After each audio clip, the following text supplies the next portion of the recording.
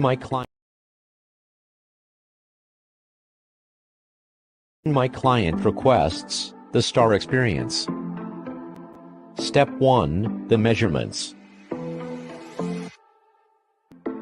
Step 2. Cutting the pattern out of the fabric. Step 3. The fitting.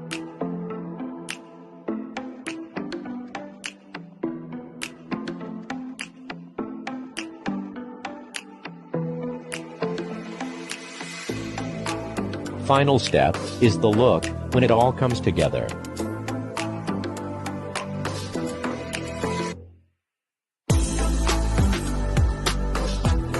The most important step, the happy client. Visit www.christianstar.com today.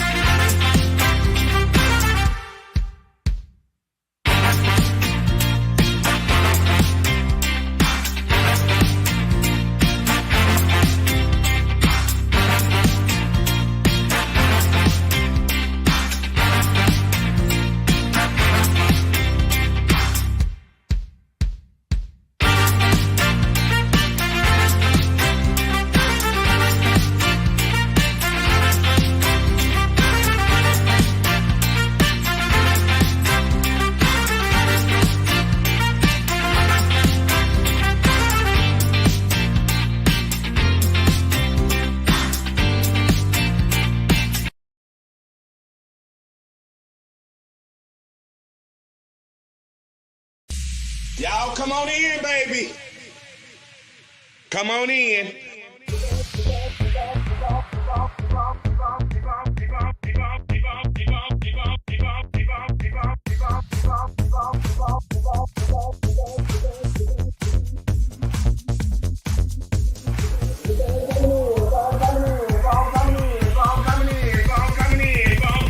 I wait for everybody to come on in.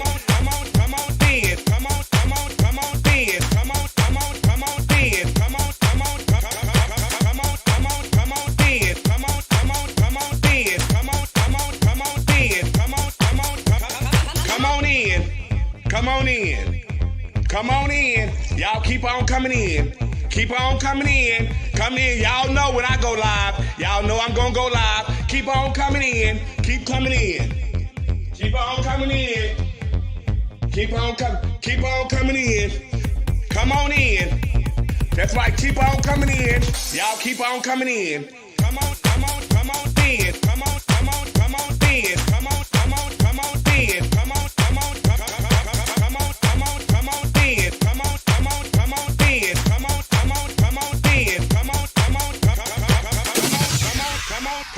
There's no budget here at the Boom Boom Room.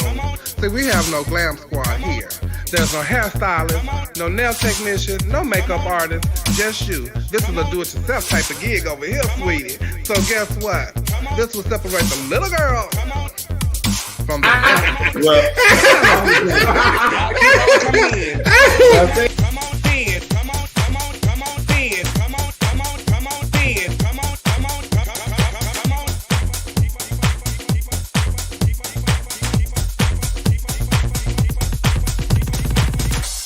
Come on in, baby.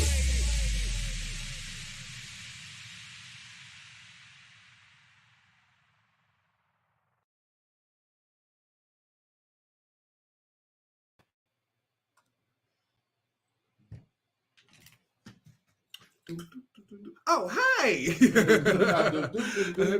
I was saying just, hey, everybody, and welcome to another Wednesday night of Our Point of View. We are back. We are back. We are back. What is the tea? What's the tea? Hey, Priest, you want to say hey to everybody?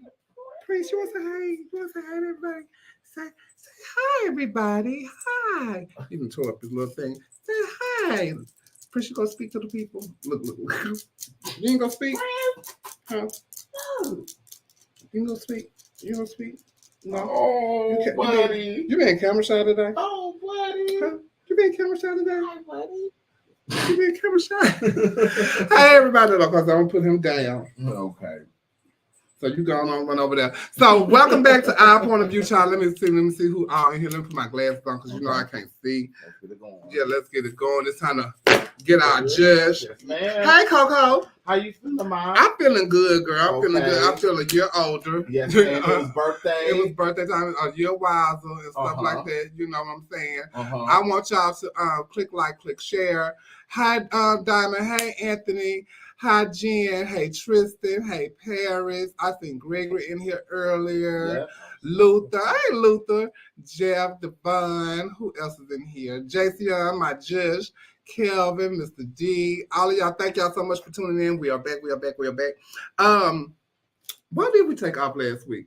Because it was your birthday and you was out of town. Oh, no, yeah, last week. Okay, yeah, I was in Louisville last Yes, week. ma'am. Okay, I've been doing so much. Ripping and running. Been ripping and running and going and all kind of stuff. So, child, I don't be knowing what the days are. And then being a new mother and all, having to take my baby over to his grandma's house, and she think he belong to her. It's just a struggle. You know, the struggle is real. You know, when parents have to drop their children off, you know, the grandmother don't want them. Yeah. And then when they have to drop them off, they still want them. But then you got some that don't want them, period. Because that's how I'm gonna drop my kids off at your house all the time. No, you're not. No, you're not. Please don't drop your kids off at my house. Don't do that. But I did enjoy my birthday this past week. I had an amazing time. I did a lot of stuff. I partied. Listen, you had a birthday extravaganza in Dallas. I had a birthday extravaganza in Dallas. Marco, what's the tea, child, over there cooking good for the king and queen. But I had a really good time. That is my look for my birthday number. Shout out to Sasha Cavalli and Lonnie for making my birthday look come together. Wow. I felt a little sexy, Judge. I felt a little sexy. So I made a little video about my birthday weekend in Dallas. So we're going to play that in a second. It's my birthday!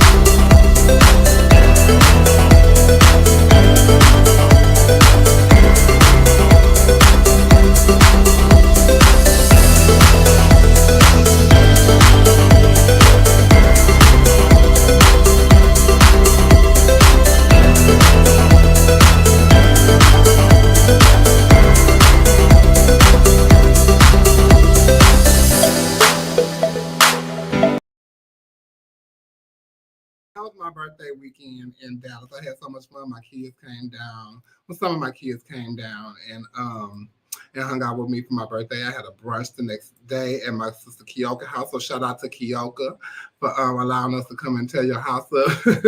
And she had cooked. Kennedy came by, stopped by. She flew in from her booking, so she came in, stopped and said hello. I'm trying to watch Princess he doing, child. But it was really a good time. And I really had an amazing time. I thank you all for the cash apps, all of the tweets and the DMs and the messages and all that stuff. It was really fun. I had a really good time. And then we were off that Wednesday because I went to Louisville to celebrate with my friend Alan in Louisville, Kentucky.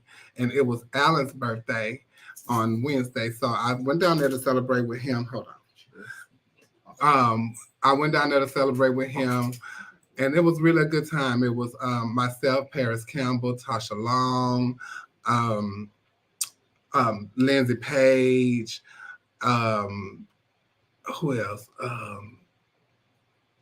Adriana Fuentes. All of us was there. We had a good time. They treated us very well. They bought us birthday cakes and stuff for me, Lindsay, and Alan and some other people. So it was really a good time. I had a really good time there, and shout out to Alan and Will for their hospitality while we were there.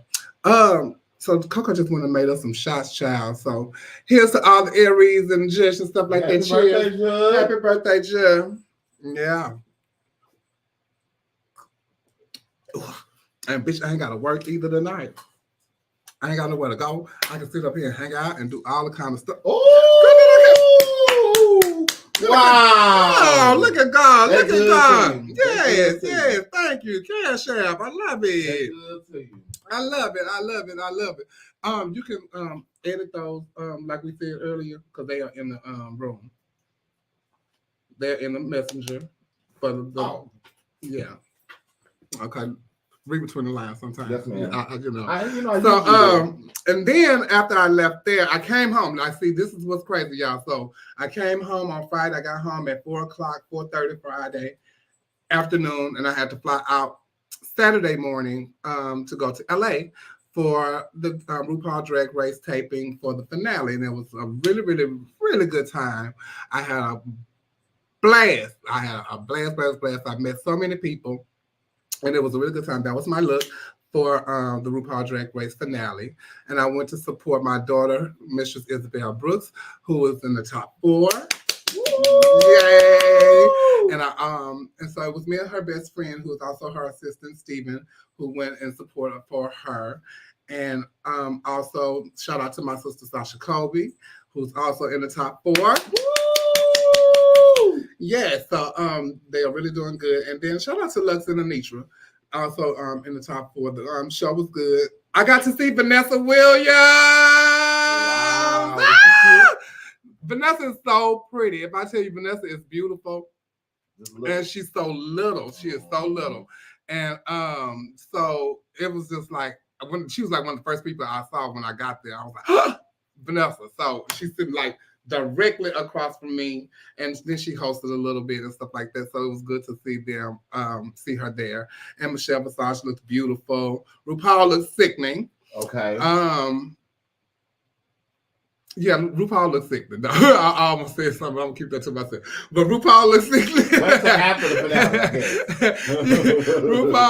RuPaul looks sickening. It was a long, drawn-out day.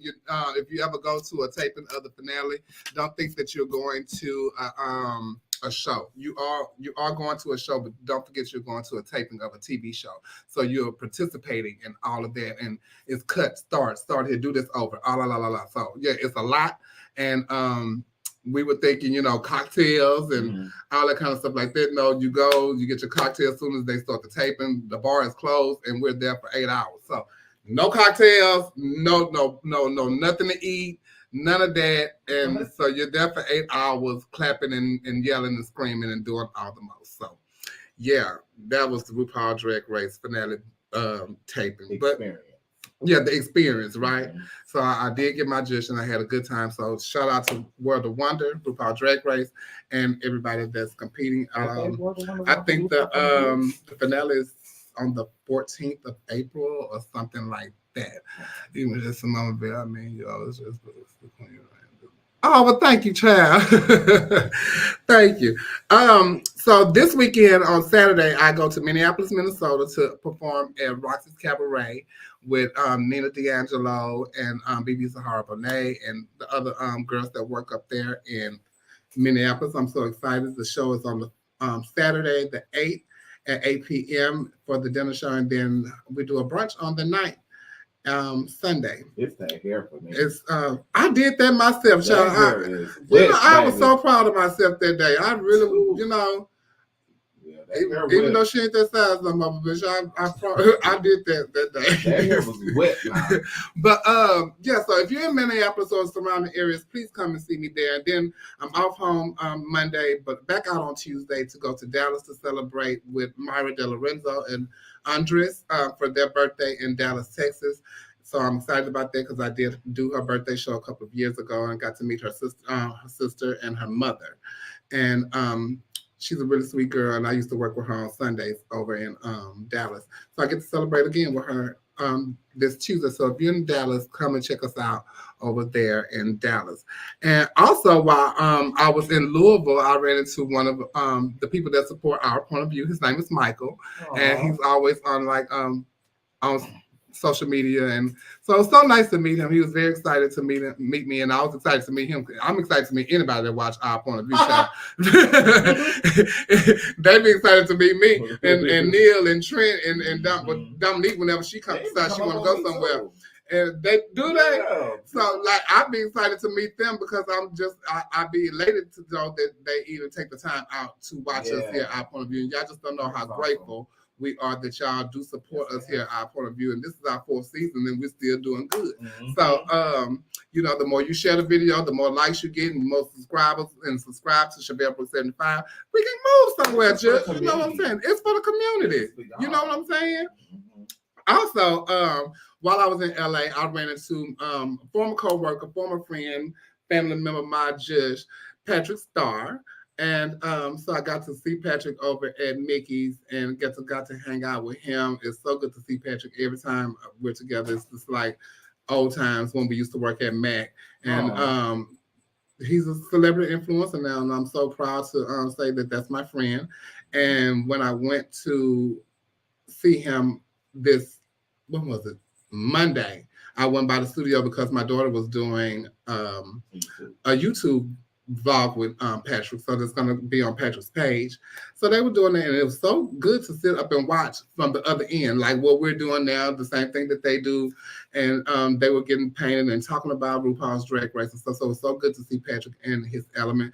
And the products that I'm wearing tonight, he gave all of them to me except for my lashes. Okay. But I do have on everything from the eyeliner, the lipstick, the lip liners, the powder, the blush, the contour, everything. No foundation though, because I have flawless skin. Okay. I know that's right. But I do have a little ingrown hair right here. But it don't matter. But all my product I got from Patrick Starr. So thank you, Patrick, for the product. And check him out at Sephora for One Size Beauty. If you're into makeup, guys or girls, show them. Oh, yeah, absolutely. That's where we at. Yeah, that we down. So show One Size Beauty. You can get at Sephora. You can even order it online. So shout out to Patrick Starr, and thank you so much, Josh. I can't wait to see you again. And also, I want to give a shout out to an avid supporter of our point of view, who also shouts out our point of view each and every time that she's live, or when we're in the audience of anywhere, somewhere like that. Shout out to Flame Monroe. And you can catch Flame at the Laugh Factory every Monday at 7 p.m. I think the Laugh Factory is probably in LA.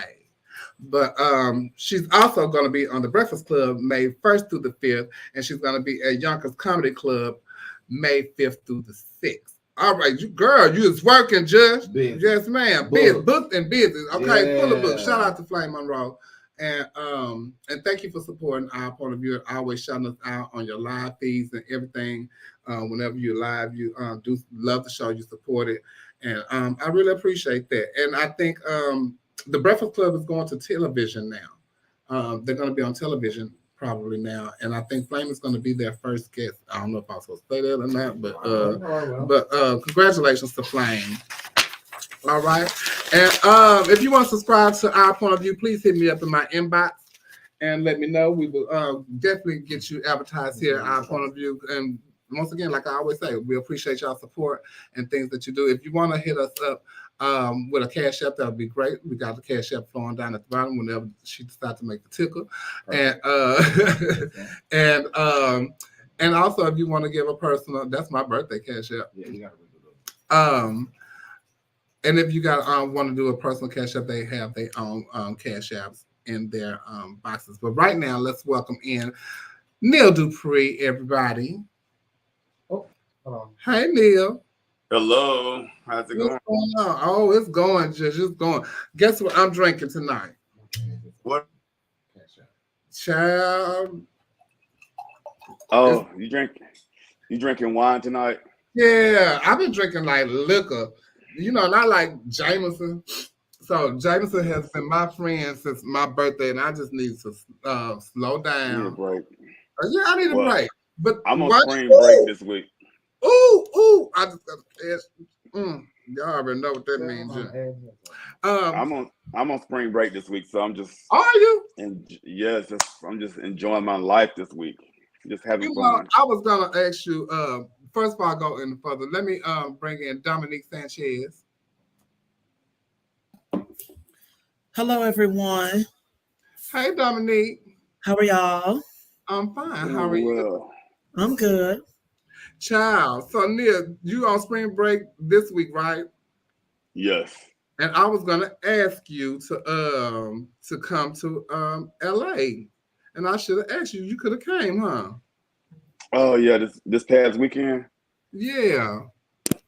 Oh no, I couldn't have came. My old man was in town. We had a party to go to this weekend, and we partied hard all weekend long. It was, but Pampers and Giselle, all them was out there this past weekend. Oh, were they? I did hear they had a ball on Saturday night. Yeah. Mm-hmm.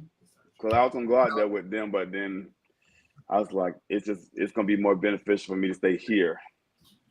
Oh, child, I didn't even I couldn't make it to the bar. I just couldn't. That wasn't gonna be. I'm still trying to figure out to turn my time sheet into World of Wonder or RuPaul. You had an 8-hour shift? Yeah, because I had an 8-hour shift. and I actually had more than an 8-hour shift. Oh. Yes, I did. Let's welcome in the Sturgeon, Trent. Where he at? What's up, y'all? Right there. What's going on, Trent? The juice off his face. Hi, Trent. What's going on? What's going on with you? Oh, shit. So how you feeling over there? I feel good. I ain't too long ago got off work, so that's why I'm a tad bit tardy to the party. But Child, you got you brought the stuff up here. Oh, Coco act like we finna really tear it down tonight. But she baby, I told her to go make us a shot. She came back with the bottles. And but I'm finished, and I like to drink stuff cold. Well, okay, we'll do it warm tonight, man. Okay, we'll go warm it tonight. We'll go warm and Okay, well, I am a year older now, so I gotta do things differently. just a little bit. Also, I want to give a shout out to Andre Terrell, who is formerly known as Amaya Man.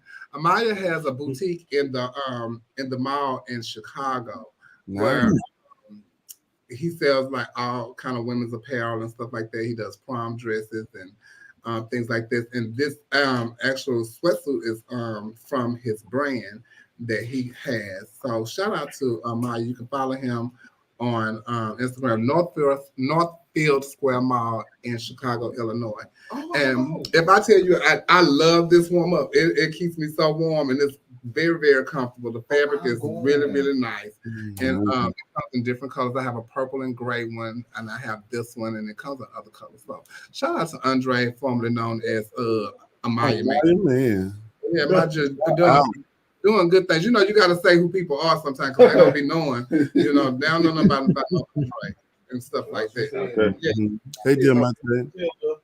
What's up, Paula? Yeah. Child, okay, look. That's good.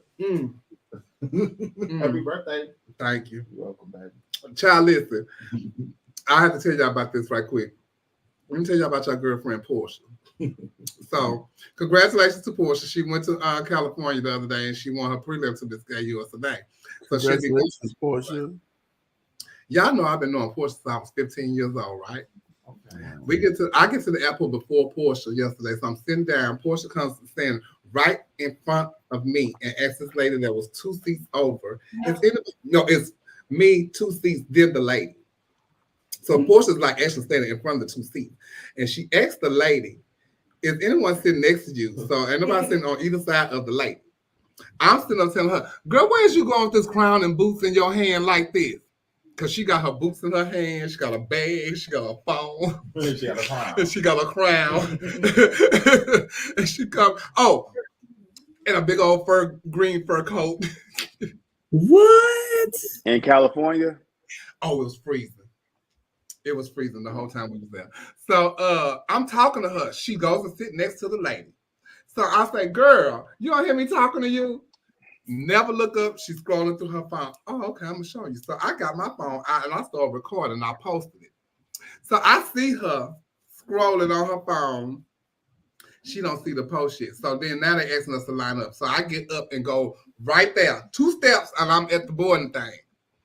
And so now she calls me on FaceTime. Sister, I thought you were supposed to be on this flight. I say, I am. Where you at? I'm right here. Where at? I say, right next to you.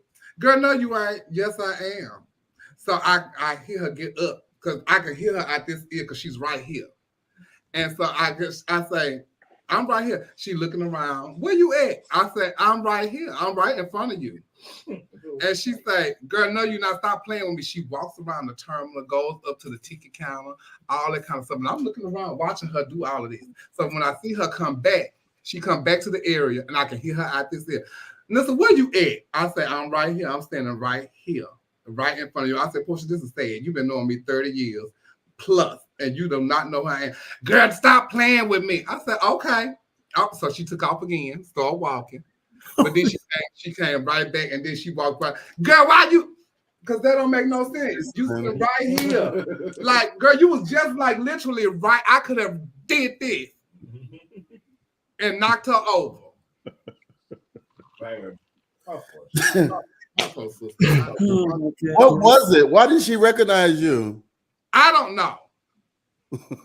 But anybody else, like, okay, because Troy Ford saw me, he didn't realize who I was, and he came back later on and said, I did not know who you was. That's understandable. This my sister. You see me all the time. You see, I was just with you. I dropped you off last night. We live here together. Girl, we talk every day. Every day. I'm just saying. Wow. Like, girl. Okay, anyway. And speaking of looks and changes, Charlie, we're gonna go right into our hot topics. And I want to talk about this last time we was on the show. I think Wiz Khalifa had posted a picture of him the other day, and y'all really went in on Wiz Khalifa's feet. And child, look at Wiz Khalifa's feet. Let me take this banner down so y'all can really get into Wiz Khalifa's feet. Oh my God. Is it down? Yeah, it's down. Yes. Okay. Could y'all date a man who had feet like that?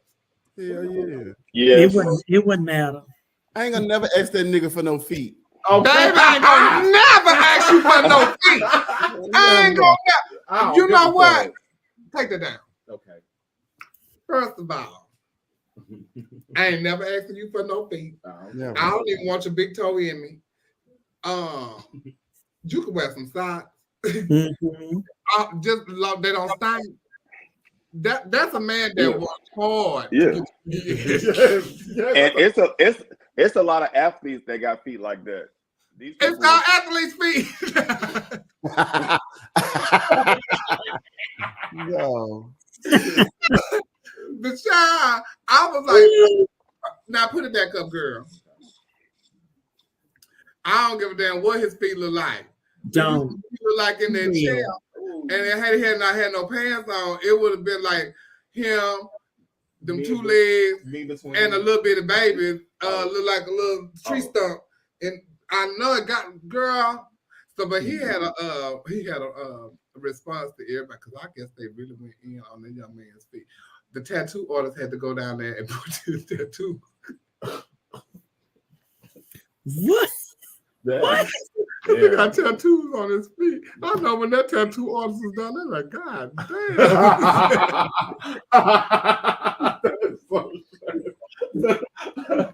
And you want to bring attention to these motherfuckers? Okay. But hey, he made but I would take those feet all day. All day. And then especially if he let me fuck him, I dare to put that foot in my mouth. Oh no. He had a I suck on them response. motherfucking toes. Fuck Ooh. that. A response. We're gonna go to the response. It's Wiz Khalifa here. Been hearing a lot of talk on the internet, you know. I usually don't address things, but I figured I'd address it in this way because I like to express myself. And this is how I like to express myself. I wrote a little poem. It's called Stop Making Jokes About My Feet. Stop making jokes about my feet, because that shit ain't funny. Y'all keep making jokes about my feet, but bitch, I got money.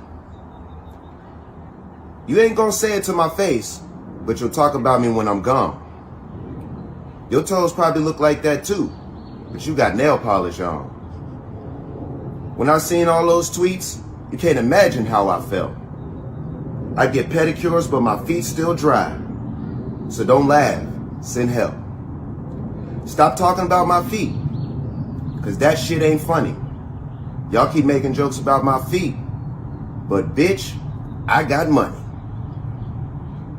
When I log online, I seen all types of disrespect. Bunch of niggas talking shit, not one nail tech. Talking crazy about Wiz Khalifa, like your shit's so neat. Look down past your phone and take a picture of your own damn feet. Stop making jokes about my feet, because that shit ain't funny. Y'all keep making jokes about my feet, but bitch, I got money. Okay. He really could have kept that and not said a response at all. Well, he just wanted to have some fun. I don't think I realized he was that damn sexy. He is amazingly sexy. Oh my goodness. How the fuck did I not realize that? I don't know that. I do not know because he is sexy. I seen the picture of him, but I ain't never looked at him. I looked at what was he was walking out in the drawers. I never got to him.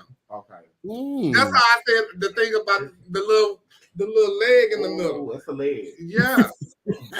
So I ain't never got him. He's fine. Oh. Why you got the bite and stuff?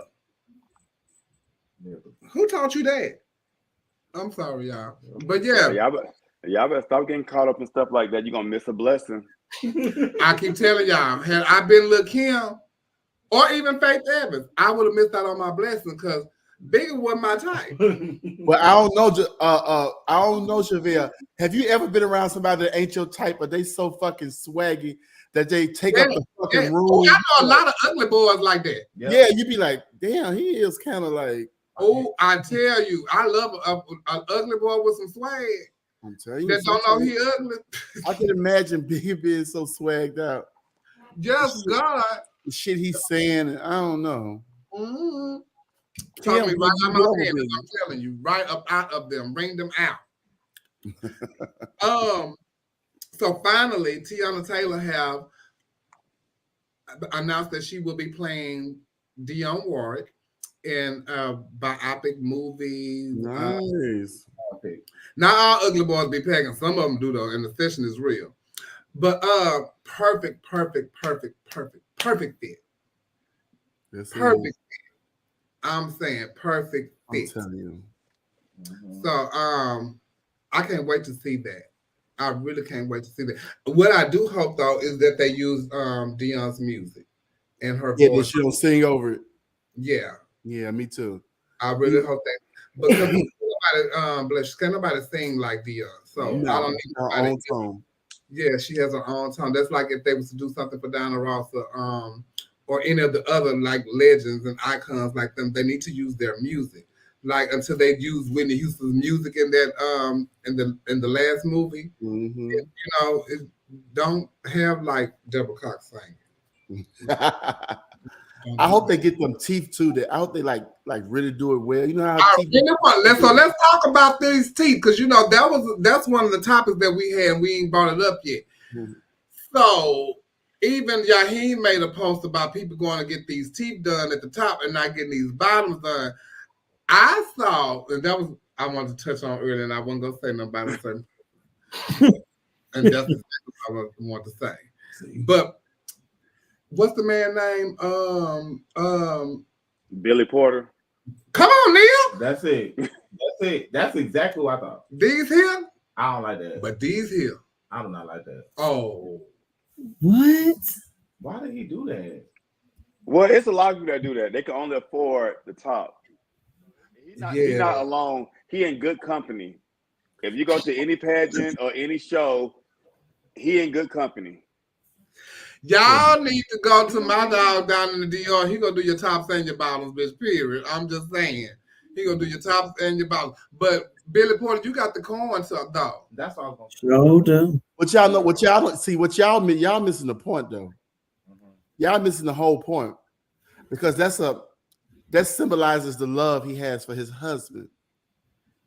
The top row white symbolizes the husband. Oh my! Brown, that's for him. So his teeth are biracial. You need to quit. So that's the union they have You together. need to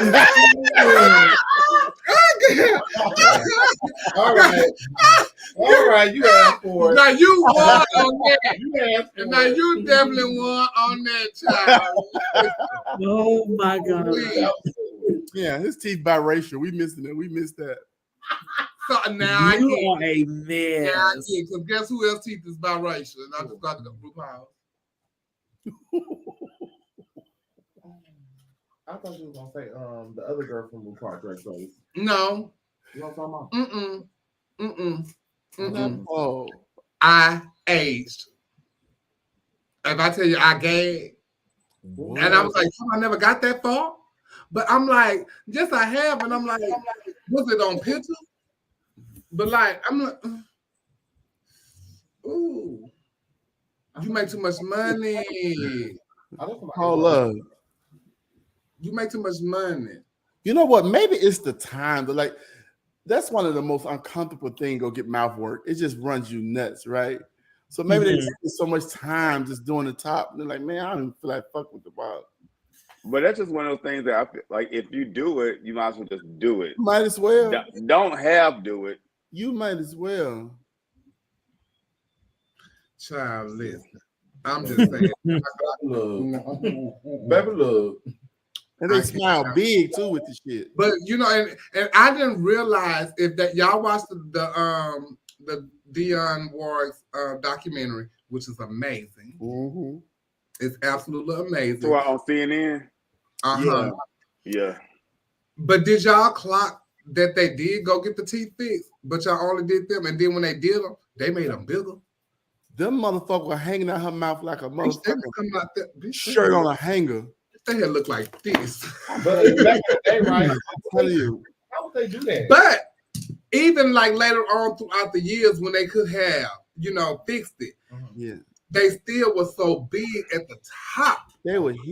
What's it the way her mouth set? I don't know. Because I know if she give head, I know she gave a lot of circumcision. Oh, a lot of circumcisions. I'm just like, she was chopping them big. Yeah, baby, let's scratch them down. I'm telling you. Ooh, those are some big teeth. But I hope they fit her mouth. I hope they have a teeth artist to fit her mouth. It'll make it so real. It really will. So shout out to Tiana. In other news, Donald Trump got indicted this weekend. He went to jail. I haven't seen no mugshot though. Have y'all seen the mugshot? I seen it, but I don't know if it's real. I don't know if it's real. You can see the president. Can they do something like that, or is it like They need to do it because he is the president and he did wrong. Mm-hmm. So don't make nobody is above the law. Exactly, nobody's above the law. That's right. And so you need to have the mug. Where is the mug shot? Yeah, we need to see it. I want to see the mug shot. Yeah, we need to see it. Diamond said they ain't take one. They should have. Yeah, I don't think they had to. I don't think they did either. I mean, because he was just indicted on something, but I mean, Donald Trump is still going to run for presidency, and he still has his fan base who's going to think it's a conspiracy against him. And I think this is going to push his campaign forward better. It's going to hinder us as a nation because he is running, and this is just how he is. I think Donald Trump supporters are going to support him blindly. I wish I had a group of people that would support me like Donald Trump supporters do, because they're going to support him no matter what he does. And so it doesn't matter what the media says. Yes, he did. He raised $8 million before they shout out the twin. Yeah. He raised $8 million, and that's crazy. Yeah. Yeah, because his supporters are ride or die. And it's mainly his race too.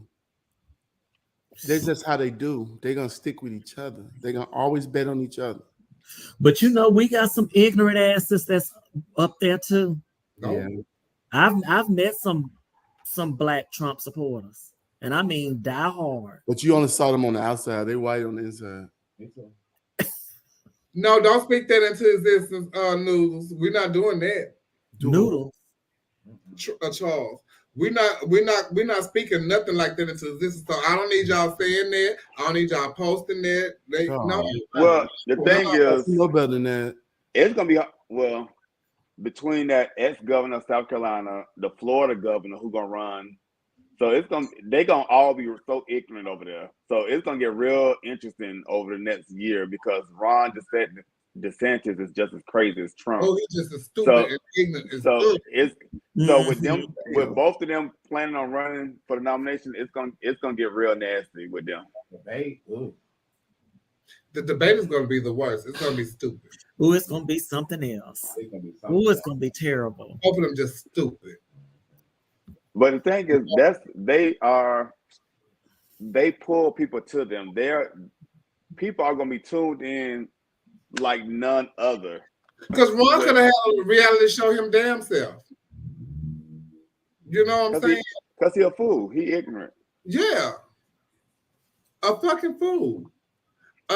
So we're gonna be watching the story. Of course, we're gonna be talking about it here. Of course, we're gonna bring in some political correspondents, like we always do, and get them to talk. We're gonna be talking to Cam and all the rest of our political. We might even bring Nicole, because Nicole watch CNN all day. We'll bring in Nicole and let her talk about it. She gonna have some diehard feelings. She might get on off. Yeah, hello, and we might need to bring Tasha Long in too, because she don't watch nothing but CNN. I don't think Tasha watched anything. Let me think. Come on, Tasha. Shout out to Tasha Long. Okay. I don't think Tasha watched nothing but CNN. I don't know how she finds time to like any other, because she's like, oh, they don't have the have and the have-nots no more. So it's CNN. Okay. That's my favorite. Yeah, because she liked this thing on having the have-nots. Veronica. She loved them. That's my favorite. Yeah. So, hey, Cam. I ain't know Cam was even in here. Child, it's almost your time, child. So while we were out, we had a mass shooting, and what you was gonna say, Neil? No, it was something totally non-related. But when you say the have and have-nots, made me think of something. The mass shooting in Nashville, Tennessee, happened while we were on a little break, and it was a woman, and her name was Aubrey Hale, and they say she had childlike obsessions and was staying like a child. They labeled her as a transgender individual because that's what I'm gonna say. I'm gonna say transgender individual, and because she was dressed like a boy when she shot up the school. She wrote a letter to an old schoolmate stating how she felt about different things, and then she signed it Audrey, but then it was in quotations Aiden. So I'm assuming that's why they saying that she was transgender. I saw some of the video. I need to start watching the bin that we do this kind of stuff, but I just can't find myself to watch certain things. And that was like one of them. Because some things still trigger me, and personally. Being that I was in like a traumatic situation. So certain things I can't like bring myself to watch. But I did watch a little of the beginning of the video when she shot through the doors of the school. But after I watched it, I had to cut it off because I couldn't watch any further. This was a charter school, from my understanding. Some type of. So, where was anybody?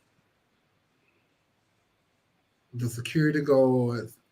It was like a couple of doors at first that were nobody. It seemed like was nobody on the floor where she was to get into the school, and she had a map of the school, and she also was supposed to go to another place before she chose this particular school, but they had too much security, so she chose this particular school.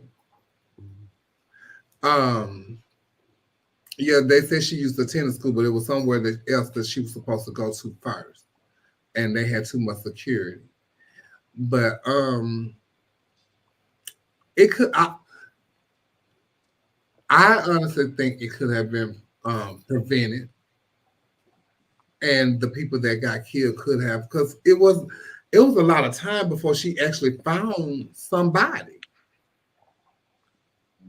to actually shoot. So where was the security in these in the school? Security doesn't carry guns, so the security is not going to be around. If it's a true crisis emergency, security is not going to be there to try to stop you because they don't have weapons. The only person that have a weapon in school is the school resource officer, who is like a police officer. So outside of that, nobody else has a weapon in the building, or nobody else should have a weapon in the building by law. And every school does not necessarily have a school resource officer, especially with a charter school / private school. They might be different than public schools. At public schools, every school has I know here in Georgia, every school has a school resource officer, one resource officer assigned to the school. But security guards, they're gonna be hiding too. Because if you do have an emergency at a school, we have like different level lockdowns. So a level 3 lockdown is like where everyone hides out of sight, out of place, where it looks like, although you might see cars in the parking lot, you don't see anybody. It's a complete silence in the building. Everybody go into a hiding spot, and kids do this drill once a month at school. So if we say it's a real level 3 lockdown, or it's a level 3 lockdown, they know they get out of plain sight. And the school becomes a complete silent zone because it is like a life or death situation. Wow. Dominique? Wow. Yes, ma'am. What you have to say on the situation? I had kind of walked away, but what was really baffling to me though was that the very next day, Ron DeSantis signs a no conceal law down there in Florida. It's almost as if nobody cares that this is happening, and nobody's really being proactive into trying to find a solution, because they always want to talk about their rights to carry, but we have a really serious problem that need to be addressed. And it's just really sad when you have school-age children that are being more proactive about trying to have their voices heard about the situation than the people that were actually paying to be in government to be fixing these issues.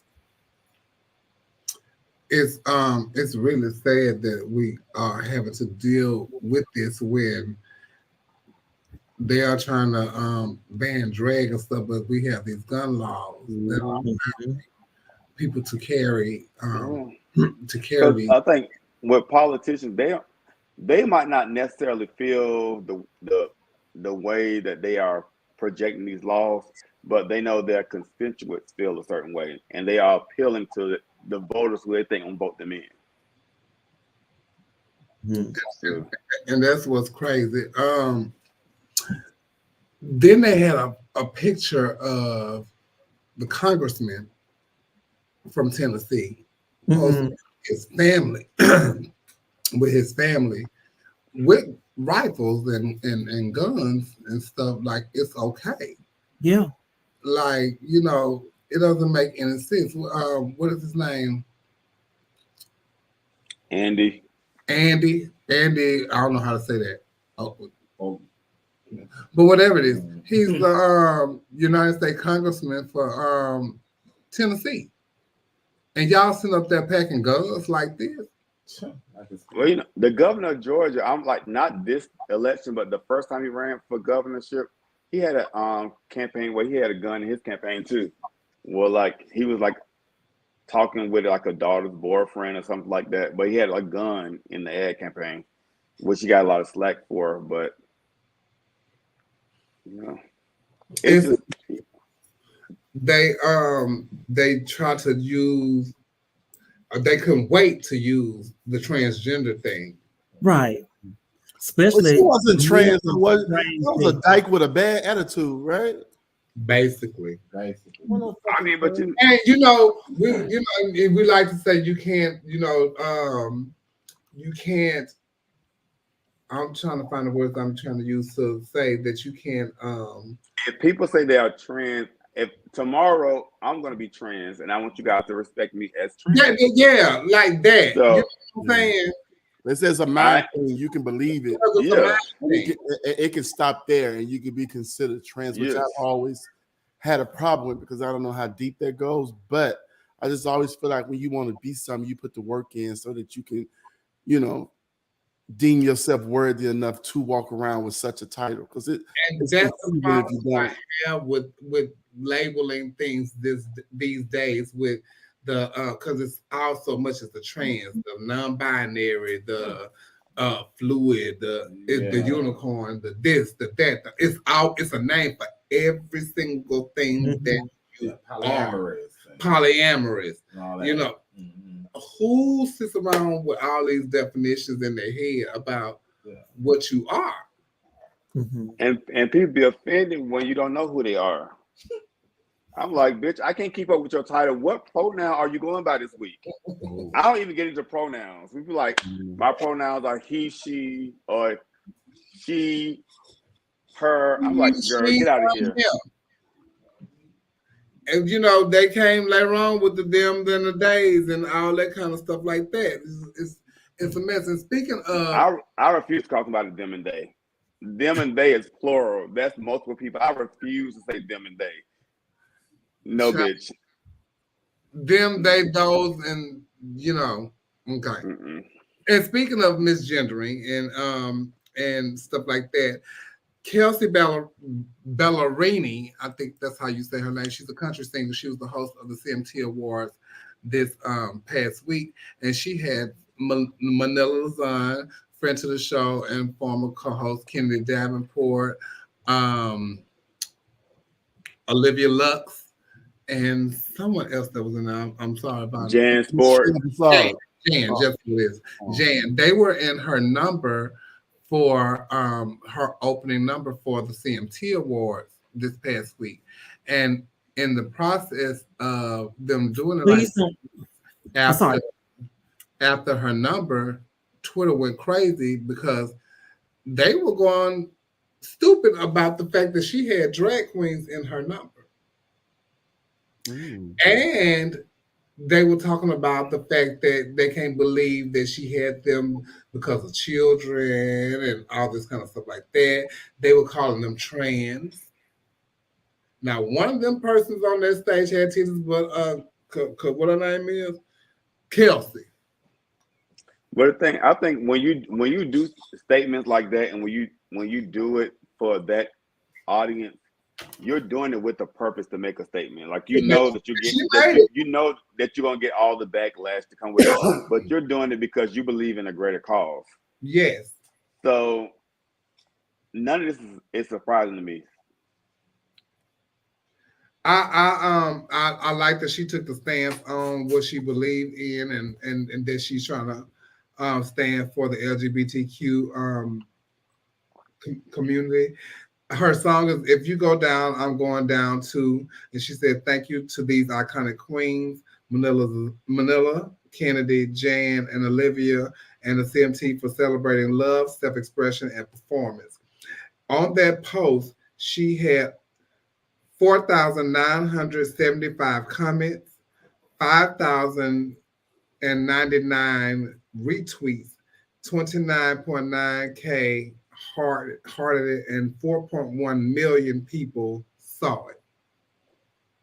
And majority of those tweets were derogatory towards the LGBT community because she chose to take a stance on what she believed in and stand with us. Mhm. A lot of people were saying how they won't watch the wars anymore and all this kind of stuff like that. It's fucking crazy. But let me tell you the bigger picture though, is voting for real, because just a year ago, drag was not a problem for anybody. As a matter of fact, award shows, TV shows, and everything, movies went out of their way to add a drag scene or somebody that was gay. Okay. Taylor Swift had a whole bunch of drag queens. That's what I'm saying. It was not a problem. But it was when these politicians started making it a problem, because we have so many followers in the world and small amount of leaders. Katy Perry. These people jump right on a bandwagon that they don't even know why. So just because these people are spewing that type of hate and denouncing the art form like that now, here come the followers. You understand? That's how important it is to vote, because what these people put out, people believe it. They follow it like it's law. Just a year ago, this was not even an issue. Less than a year ago. No one thought about it like that. Nobody was fucked up about it. But when the politicians bring their ass and do that, here come they dumbass followers. Simple-minded motherfuckers. So we got to vote. Get these stupid motherfuckers. Please start in your community, in your county, because that's where it counts. That's exactly where it counts. It start there. So you got to do the work, and you know, and do your due diligence as a citizen to inspire and motivate people to do it.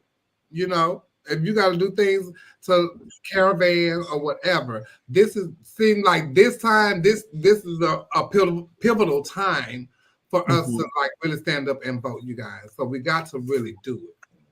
Yeah. But you know, it's just really hard to, well, at least from my experience, it's just so hard. I mean, I know it's across the board, but I'm not talking about everybody across the board. It's just hard to have these crucial conversations with our community, because if it's not about having fun, if it's not about somebody's dick, if it's not about somebody's booty, or if it's not about some big party, or if it's not about a big gay pride event, they don't want to talk about nothing real. And you know, and that's why I often say, you know, sometimes the gay community is kind of like Neverland on Peter Pan. You have a bunch of people that just don't want to grow up. And I understand the part that, you know, everybody wants to have a good time. But where's the balance? When are you an adult? When do you actually think about stuff that really affects your life? You can have a good time and do that at the same time. And it's just baffling to me how, you know, you talk to people and they don't know nothing of, and I know this don't make any sense, but I'm going to say it anyway because I'm country. They don't know nothing about nothing.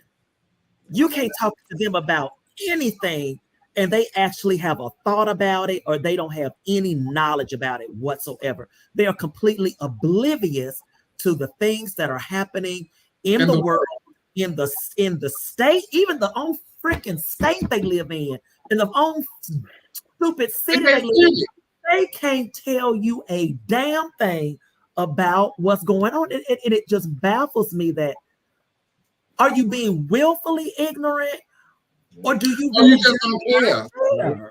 Well, a lot of people just don't care about certain things like politics. It doesn't affect them, and they don't see how they don't think they don't see how it affects them day to day. Like I thought when I first saw the Country Music Award and people was having a backlash, I thought the backlash was because this bitch used 2 Yankee queens instead of using other queens from the South in her performance. I mean, she used 2 bitches from New York. So I'm like, girl, it's other Drag Race girls from the South. So we're in Nashville. Be okay? Not Yankee. You can't say Yankee.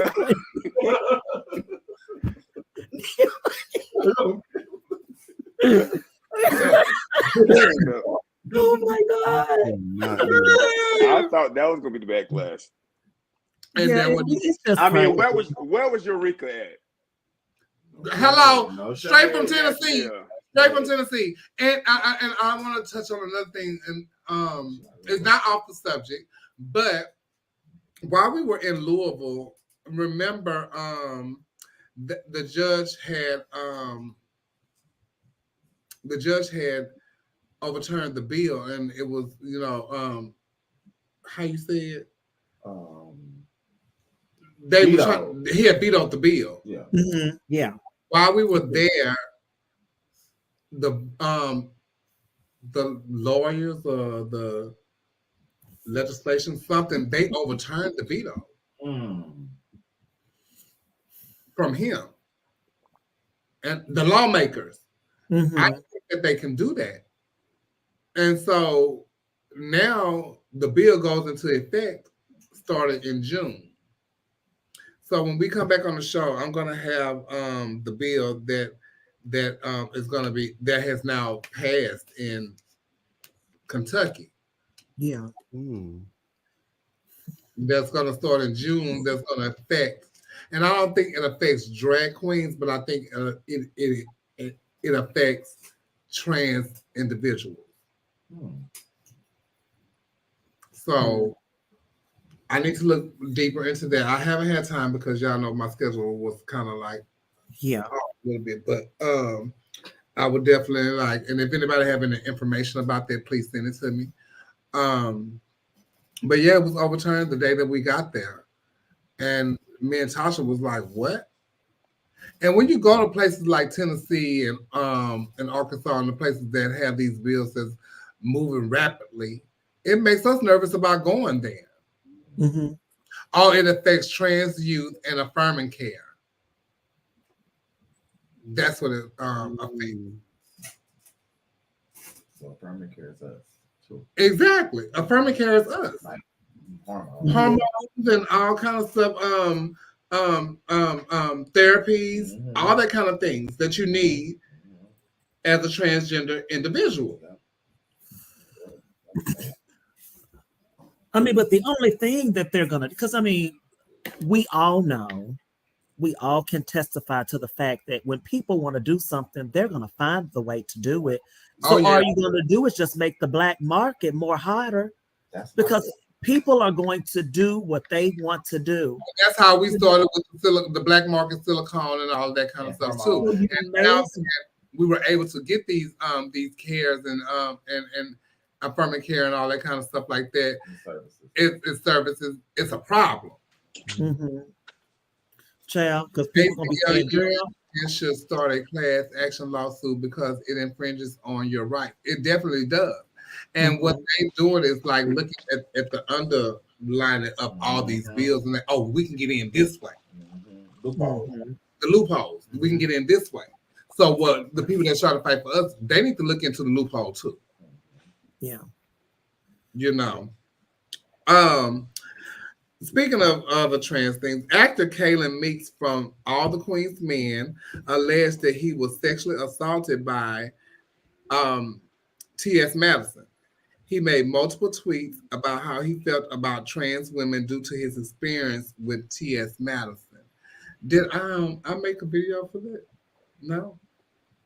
So he was on the show and he said that he told them to take out excerpts from the show, and I guess she was like feeling on him and all that kind of stuff like that in the midst of them recording.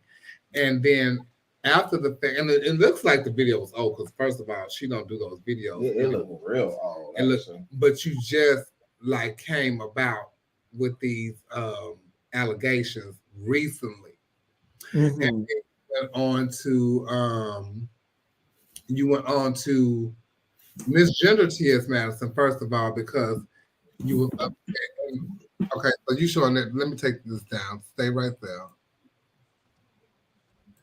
Because your whole thing is that you're famous now. You're famous and you're an actor, you're a celebrity, but you have 5,908 followers on your Baby, I got more than that. I have more than that. Mm-hmm. But you constantly is on your Twitter saying how famous you are and you have money and this, that, and the other. Go back, take that down. And then put up what he has said about, okay, so he said, it's disgusting. So you can go back. No, I don't need his Twitter page. It's disgusting and it shouldn't be around minds so young and fragile. Most kids, but not all, are easily influenced what they see, and that's dangerous. So he's saying that, drag is dangerous and influential. So this boy has been like getting into it lately with I have a friend who we got into it with. He was talking about Tori's my sister Tori death a couple of weeks ago, talking about my friend Mario and all this stuff at BJ. So this boy has been on a rampage lately. I really think he got a hold from bad drugs. That's what I doubt. And the drugs have overtaken his mind. And it's like really crazy because I went on his Twitter page today, and all this stuff is like, you can tell it's old because this is when she was doing stuff in her basement. And like, so now you decide to come about and do stuff and post it. And was saying like how he have money and everybody jealous. I don't give into the fantasy of the false life that is being made and brought to confusion of our young generation of a transgender life. You are killing a person with this lie. It's wrong and it should be banned and bookmarked as a mental health issue. Well, I and another thing, I think us even talking about it is aggravating because he wants the spotlight. He wants like more people to talk about his stupidness and his dumbness. Because if you felt some type of way about what Madison did while you were on set, why you didn't like make no you didn't report her? Why you didn't leave? You didn't leave in the process. Why you didn't say stop and because this is not what, and you said you were an audience member. Why you didn't leave? But why not just tell her? Probably because he knew that T.S. Madison would whoop that ass is what he was scared of. Not even I bet he wouldn't say that to her face. But the thing about it is that the only thing about that is that there's just not only gay men like him. He's not the only one. There's lots of gay men that feel the exact same way. Dang, all right. There's a lot of them out there. So what it really does is, even though we don't want to make him popular, whatever, it raises a bigger issue that this is something that trans women face all the time from people within our community. This is the type of hate we face not only by people like this, but people that we perform in front of or we're in spaces with week in, week out. Well, this is a different scenario to me because he really just wants attention because this he's speaking from an incident that happened years ago. This is not saying that it happened last week and he's talking about it now. So he wants the attention. And people keep giving him the attention that he wants because this is old. This is like nothing new occurring at all. Is he good on the show? You're calling Tyler Perry to tell him this. Ain't nobody could really. Is he even a good actor? I have the slightest idea. No. I don't even know if he's a good dancer. No. Well, he's not a dancer.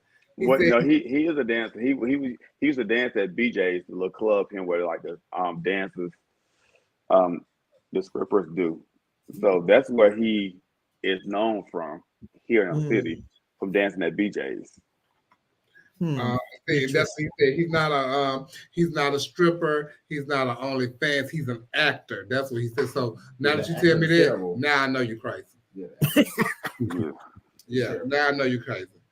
I just got an email saying Kentucky Senate Bill 5 was sponsored by Senator Jason Howell to require local boards of education to adopt a complaint resolution policy to address parental complaints about materials that are perceived as harmful to minors while requiring children of parents who issue complaints to not have access to such material. Book and drag shows bans have become more prevalent over the past 2 years in the USA. 2021 reported issues by American Library Association from libraries, schools, and universities during the year. It has resulted in more than 1,597 individuals instances of books even being challenged or removed, with books by or Black LGBTQIA plus persons being the most targeted.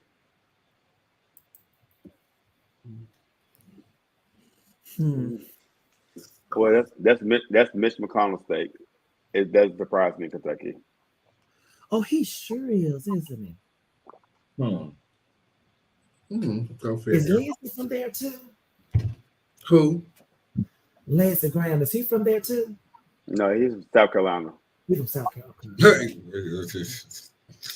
Okay.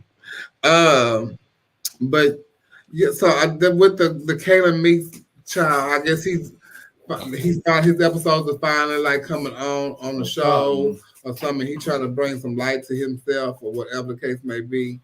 But you are down in a whole community of people because of an experience that you had with T.S. Madison that you didn't even take charge yourself.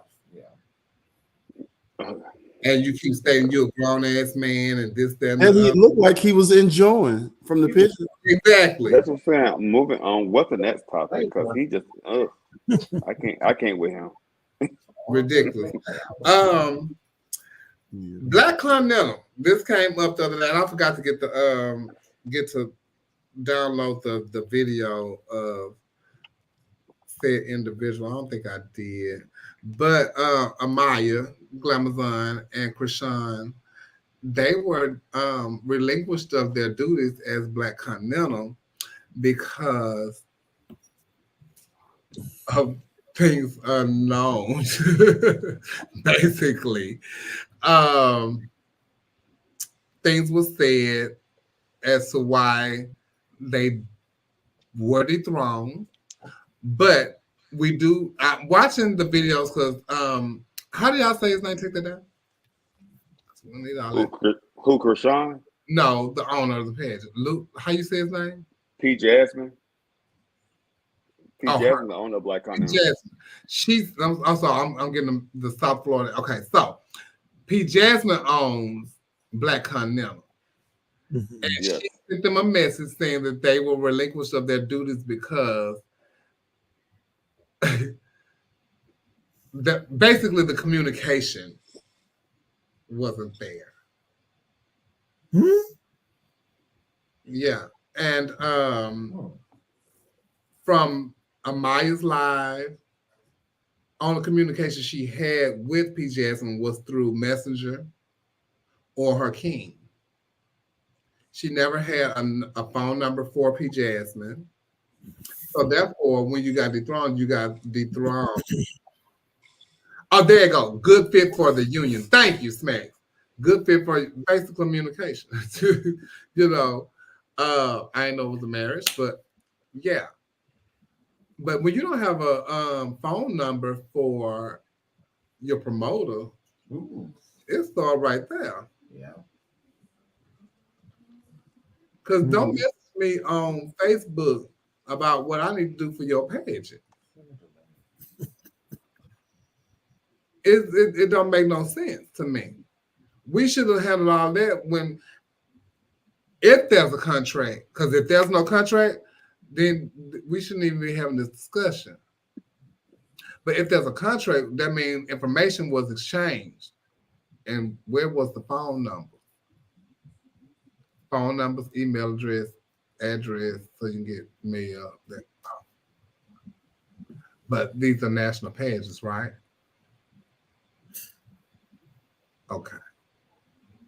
So I'm sure all of y'all have seen what has transpired on Facebook and social media. What you have to say about a trend? I don't know. I'm I won a Black Continental newcomer 20 years ago. So I've been a part of that system. I know P, and I like P Jasmine. And I always tell people, they always try to, talk about her pageant, but she got some of the same formulas as Black America, Black Universe, and all these other pageants. She has some of the same exact formulas. Whatever it was, I would like to think that P is very patient with people.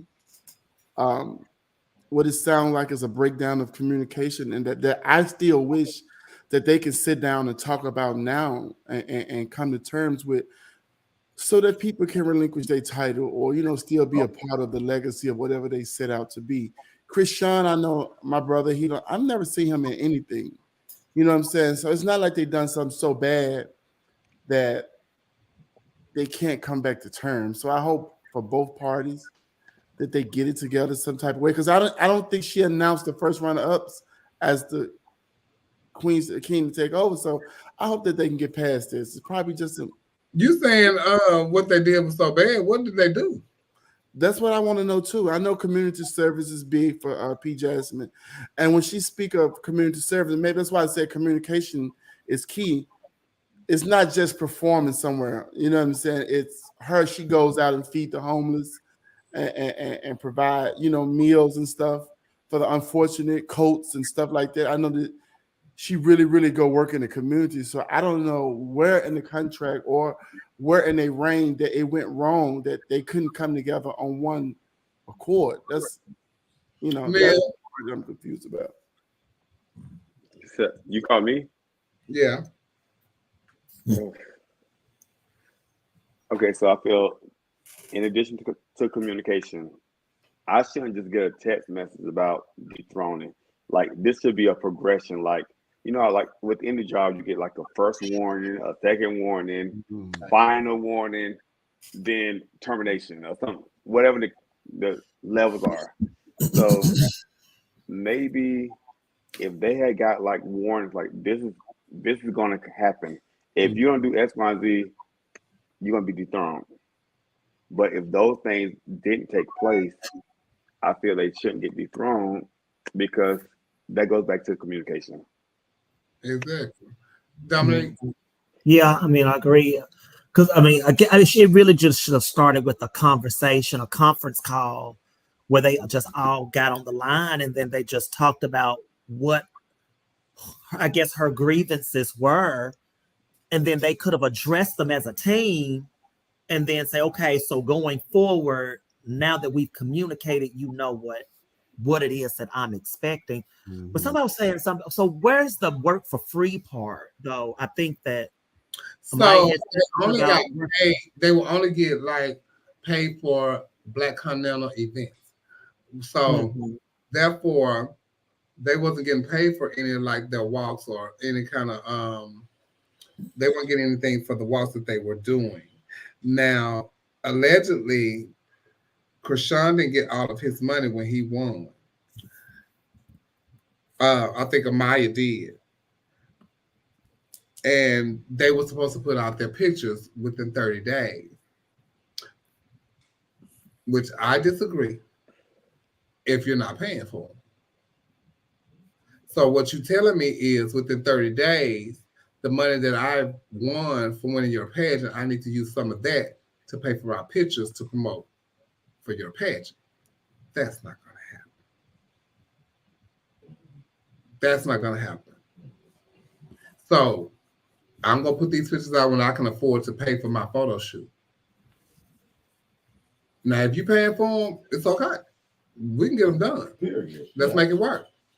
Just like when Queen paid for my photo shoot, I needed a photo shoot within a certain amount of time. I didn't have no clothes and this, that, and other that fit. I made it work because they needed pictures out. But if you didn't give me my money when I won, I ain't signing no contract, first of all. until I get all my money that I'm supposed to get before I sign this contract. You can't expect me to do anything if you have not given me all of my money. There needs to be meetings. So I think that's the breakdown in communication. If we start off like if we start off like that, and I say I do something for Trent, and he's supposed to give me $800, and he give me $300 or $500, whatever the case would be, then we already got a problem from the beginning. Because you haven't honored your contract with me to begin with. Exactly. Yeah. So we start on shaky foundation. So now I'm already like this at you, even when you give me my money. So now when I need to do anything, I'm probably going to ask you for a deposit. That's it. That's it right there. Because when I won your pageant, you didn't give me all my money. So now how I know you finna give me what I need once I do it. And no, Charles, Black Continental don't have anything to do with the regular Continental. The Continental pageantry system in Chicago. So, So but, I really feel like in this instance, all parties, the owner and the representatives, acted out of emotion and not rationale. Because if we didn't go through these proper steps of talking to each other and communicate with each other, and then it's like, I'm just woke up and I'm on a mad day. It's like, get rid of them. And what if they did not pay an entry fee? Okay, if they didn't pay an entry fee, take that out their winners, because it's, first of all, you let them compete without paying an entry fee. That's on you. Period. So that means to tell me, okay, I didn't pay an entry fee. I won the pageant. Take my entry fee out of the winnings that, because you let me compete. So take my entry fee out of what you're supposed to give me and get the rest of my money. Period. And don't come to me with I let you compete without giving you without you paying your entry fee. You did that. Period. You could have told me no. But I'm still need the rest of my money. Regardless of if I came to you and said I got my entry fee. Oh, you can compete. Oh, thank you. But don't think it's gonna change at the end of the night, because I'm gonna want my money. You shouldn't have let me compete.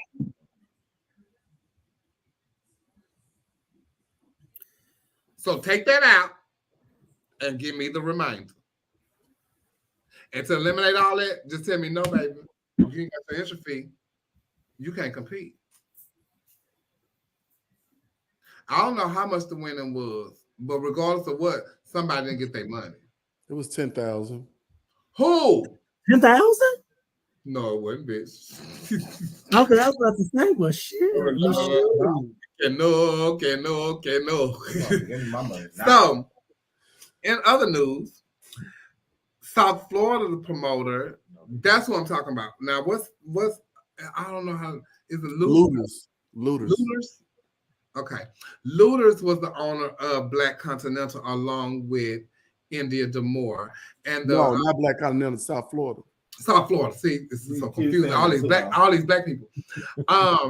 Saeed St. James and Deasia Bliss Cassadine are the current reigning king and queen. And India Demore passed away this past week, which was, I think she was probably like a part owner of the pageant. She owned the Plus division. Okay. So from my understanding, Looters is not going to have the pageant anymore. Mm-hmm. I can understand why, but I know people, he's going through with the passing of India, mm-hmm. because she was one of his really, really good friends. But he also stated in the video that he did that India didn't give him a dime for the pageant. Oh gosh! And he also held up trophies and stuff and said, "I got it." But he's not having a pageant because he said that he's doing it for himself. And not for the people. And not, you know, I don't understand. I didn't understand. What about the But it didn't have anything to do with India, but kind of used India to do away with the pageant, but then say that you was doing it for yourself. It was kind of like crazy. Did y'all see the live? I did not. Yeah, Well, I did not, but I saw clips of it because when they did the live, it was like last Tuesday when I was playing cards at my place. So, but people were sending me clips of it. So, okay, regardless of when you start a pageant, when you do whatever, I do think he has the right to say if he wants to do something or he doesn't want to do something or like next case scenario, I'm done. However, your representatives should know this before it goes to the public. exactly. Yeah. And you should have a conversation with them first before you do anything irrational. So I think that's where the communication thing kind of like played a factor with me because they're hearing this when I'm hearing this, and that shouldn't be the case.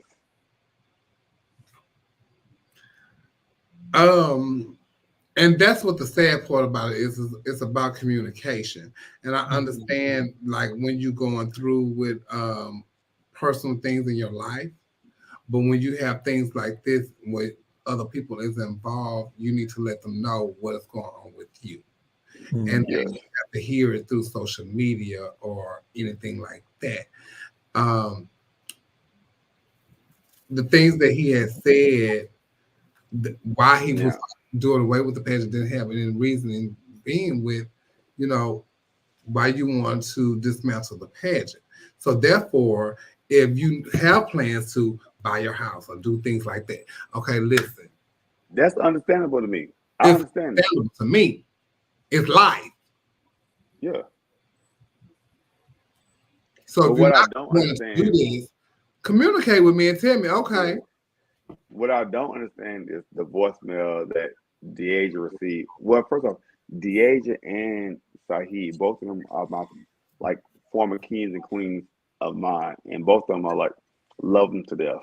I love both of them, and I don't understand the voicemail that he sent Deaja that she posted because that was really nasty and rude. That was nasty and very disrespectful. Yes. You know, and I didn't record that to play for you guys because I'm sure majority of other people like heard it. But I'm just like, you don't do stuff like that. If you want to do away with your pageant, that's fine. Can't nobody make anybody have anything. Right. Because it's your money that you're putting out. It's the work that you're putting out because I expect you to do the work. Just like you expect me to do it, I expect you to do the same. But I also would expect the communication. Because I'm communicating with you, I expect you to communicate with me and let me know that this is not what you at right now. And it didn't seem like that's what he did. Because you have all the things, but you it looked like you used India's passing as an excuse not to have a pageant. Yeah. We'll just say you just say I'm gonna postpone it or I'm not gonna have it. And it's perfectly fine. That's your shit. And down in that slab, make it a show. You know, but your representatives should still know before I know. Before anybody. And then get that mad at them for having a reaction from what you posted. You know what I'm saying? Misinformation. I mean, what information they didn't get, he took it to heart. He really took it to heart. He said some some things, you know, that I know they can't come back from that. But I seen somebody post that they still gonna have the pageant. He's just no longer part of the system anymore. I heard that too, which is good, you know. So people stepped up to the plate, and that's a really good thing. Yeah. So moving on, this past week, you know, I'm gonna have to ask him because I think I've been saying his name wrong. Wait, hello, I'm reaching out today because I want to inform everyone. Oh, what happened? Wait, my stuff gone. Okay, I'm reaching out that iLooters. What is going on? iLooters will not be moving forward with South Florida International at this time. I appreciate you all who have taken on roles to perform, judge, and support at this event. Unfortunately, at this time, I have to cancel the event until further notice. Once again, thank you for your support, and it meant a lot to me. It says some sincerely looters. Also, I'm assuming that's what he posted. But we're gonna move on. Bob Taylor made a post a couple of weeks ago, about a week or so ago. And can you put the post up? Okay, it's up. That's why I have to. He makes a post about woke, and he said the word woke is stupid, and no one really knows what the fuck it is or means. Gosh, we are an ignorant species. This is the definition of woke. And see, Josh Taylor needs to shut the hell up. Bob Taylor needs to shut the hell up, because certain things you just should stay on the sidelines and not even comment on, because now we have to attack you, Bob Taylor, because you're commenting on something that you shouldn't even be commenting on. Being woke is not a white people thing, because white people, y'all always been woke to keep people to suppression and depression and doing all these other type of things. Being woke is a black people thing. We woke to your shit that you're doing, Bob Taylor. To your ignorance. To your ignorance. When, and let me say this. I know Bob Taylor. And so when I saw the post, I was a little taken aback, because some of your best friends are black. Thank you, Shannon. Some of your best friends are black. When you could have called, if you didn't know what it meant, you could have called them. One that you are with every single day. Well, some shit you just shouldn't comment on. You could have said to that person across the way from you and said, what does this mean? Because I've never seen this. Or like something. But you took it to social media, and this is what you posted, and you said it was ignorant. Ignorant species. Yes. It makes me think. Yeah. Think about your friends and see, and that's where the what we call it, the systemic racism and the privilege. Well, yeah, because Bob Taylor, at the end of the day, he is a white man. He can enjoy the privilege of being gay. He can enjoy the privilege of being around gay black people and enjoy everything. But at the end of the day, he's still a white man, so he's gonna enjoy white privilege. And so I understand that, but when you have a majority of black friends, you can just, I don't understand this, I never seen this, or whatever the case may be. And you're a man of a particular age, so I'm sure you know.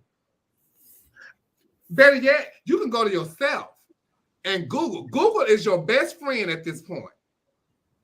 It can tell you everything you need to know.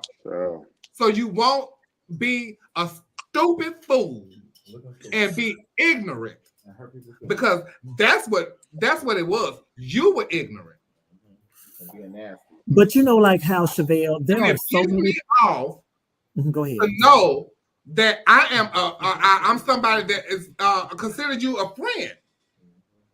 That you didn't take the time or the knowledge enough to go to your phone, a smartphone, instead of making that ignorant post that you made about that particular post, that comment, that woke. How dare you? It's disrespectful. And then y'all think once we go off on you or read you and say the thing, we no, not that we ghetto, but if you feel some type of way, and we're not supposed to feel a type of way about what you said. That's it. Or how you feel or what you posted. What? Because we supposed to take it and we supposed to be okay with it and we supposed to let you ride and say this, that, and the other and it's just supposed to ride and we supposed to no, bitch, we're not standing for that. We're not standing for it. And if anybody out there that's standing for it, you should be ashamed of your motherfucking self. And you know that's all these part bitches of, accountable. That's a part of being woke. Or not. That's a part of being woke when you are holding people accountable for the things they say. That you have to hold people accountable for it. No matter if they're your friends, they white, anybody that's not black. Thank you, Donald. Because if you let people get away with stuff, they will keep doing little things. And no, we're not letting this lie. And we're supposed to let it ride. Oh, you got mad at me because I said what I want to say? Yeah, but you gonna let me say what the fuck I gotta say too. Yeah. Bob, I'm on your old ass. Bitch, I got a word too. Now you gotta hear me. Who the fuck is Bob? It pisses me off that, you know, certain things y'all think that she going she this, she that, yeah, bitch, because if I don't say it, who gonna stand up for me? Who gonna say something for me? Because this is how I feel. It's not about how she feel, he feel. This is how I feel. Period. So if you consider me as a friend, you're gonna consider that. And be respectful. Because I'm respectful of your feelings, but then you go off and say, well, you could have picked up your fucking phone and said, Google, what does woke mean? Because just like when I pulled up that definition, you could have did the same fucking thing. But most of your friends are black. And I know you're not a racist. I know that. But sometimes y'all privilege step the fuck in. Oh, he got black friends? Cezanne and Tasha is like Darcel. Which leads me to ask the question, what are we talking about when we're around our white friends? Do we ever have serious conversations that makes them understand our struggle a little better? Because I worked on a show with this lady. She was Jew, but she could pass for white. For her life, she thought parallel what we have. She talked about the Holocaust and how bad it was, and she tried to liken that to slavery. Like she almost would say things like, "You guys, you know, have the same opportunities that we have now. I know y'all are happy." Then I had to explain to her certain things, and what I understood in talking with her is that no matter how close they are with us, no matter how friendly they are with us, they're gonna struggle. They would never understand what we as a race go through. The wool has been pulled over our eyes so many times, so that when we say that we're woke, that means we see you. We see you, Bob, now for who you are, because you exposed yourself in a way where you let it all hang out. Everybody just waits on the opportunity to see it. So now we see it. Makes me look at you some type of way. Right. They love us to entertain them. You know, they love our greatness. They love to be connected to it. Hence the reason he would be connected with a Cezanne or a Tasha Long, because of the amount of talent that they brought to the industry. He wants to be connected to that. But when it comes to understanding who we are, what we've been through, and to empathize with us, they don't take that time, because they can't imagine in their little bitty brain that what we went through was that traumatic that it would make us still be fighting hundreds of years later for the same equality that they have automatically just for checking W on their application. You understand? Mm-hmm. They don't understand that. And they never will. But the conversations need to be about more than "girl, you turned the show," or "Miss Thing, what pageant you doing next?" You got to make your white friends pull up. You got to make your white friends understand that we ain't the same. I go through life a little different than you do. You know, shit you take for granted, I can't take that for granted. I don't have those same luxuries. So when I sit with your white ass in this restaurant, there was a time that my great-great-grandmama couldn't sit in this restaurant. There's times when they wouldn't even serve her. So we are not the same. You know, and we're not asking nobody to kiss our ass because of the same fight that we as LGBTQIA plus the community goes through. So for somebody that y'all should feel the struggle that we go through too. No, it's a different struggle. It's a different struggle. It's a complete different struggle. The struggle of a black person and a gay person. So why would you not be a part? Because you're not exempt. You're a gay man. You are a gay man.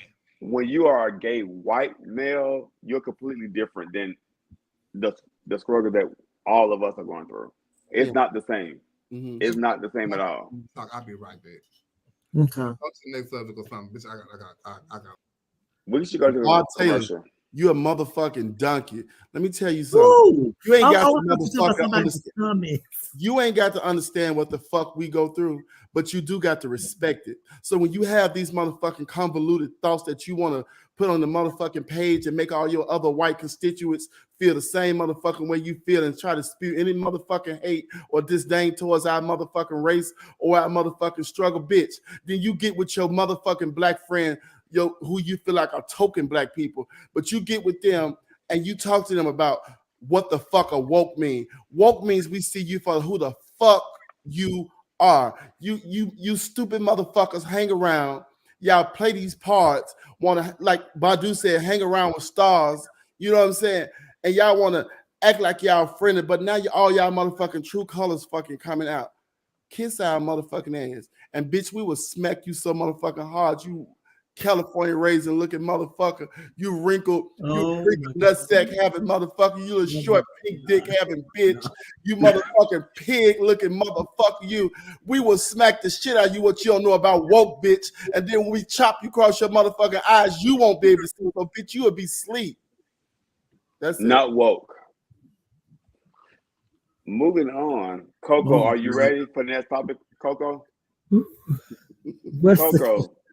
So, Coco, do you have this picture to come up for the topic? Because it's, the next topic is the controversial picture that Mr. Continental posted. Oh, I forgot about that. They took over the internet. So he posted this picture and people had all types of things to say about it, which he ended up taking it down and apologizing to people. And I personally thought it was a very, very nice picture. I actually love the picture. I like it. Yes. I like it. I mean, I like the picture too, but I can see where minds can go elsewhere because the Mr. Continental statue is right there by his dick. You know what I'm saying? And Coco, take the picture down. But yeah, I mean, where is that, Trent?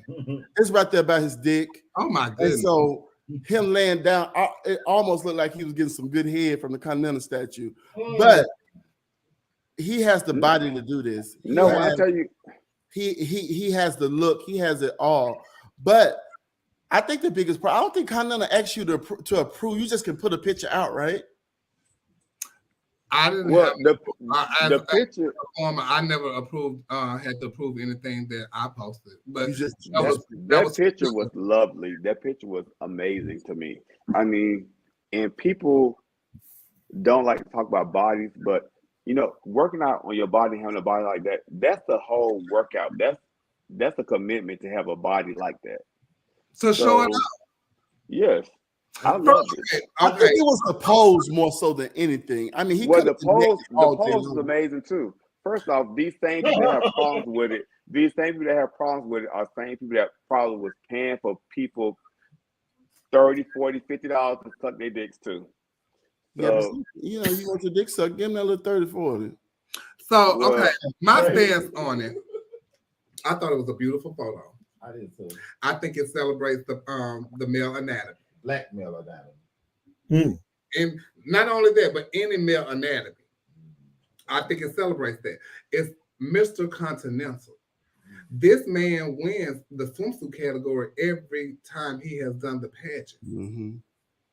That's only a small bikini. So with that trophy being right there, what difference does it make?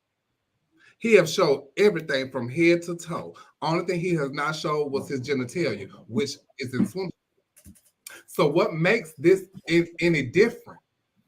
Then allegedly, from what I'm hearing, is what made him take the initial photo down. So with that being said, that makes me feel like, okay, I should make an apology, because my thing is, okay, well, I get this, and so let me take it down, but I'm going to make this apology because what's going to come after the fact that I take this picture down? The questions of why did I take the picture down? So let me make the apology to the system and to Jim Flint. Okay.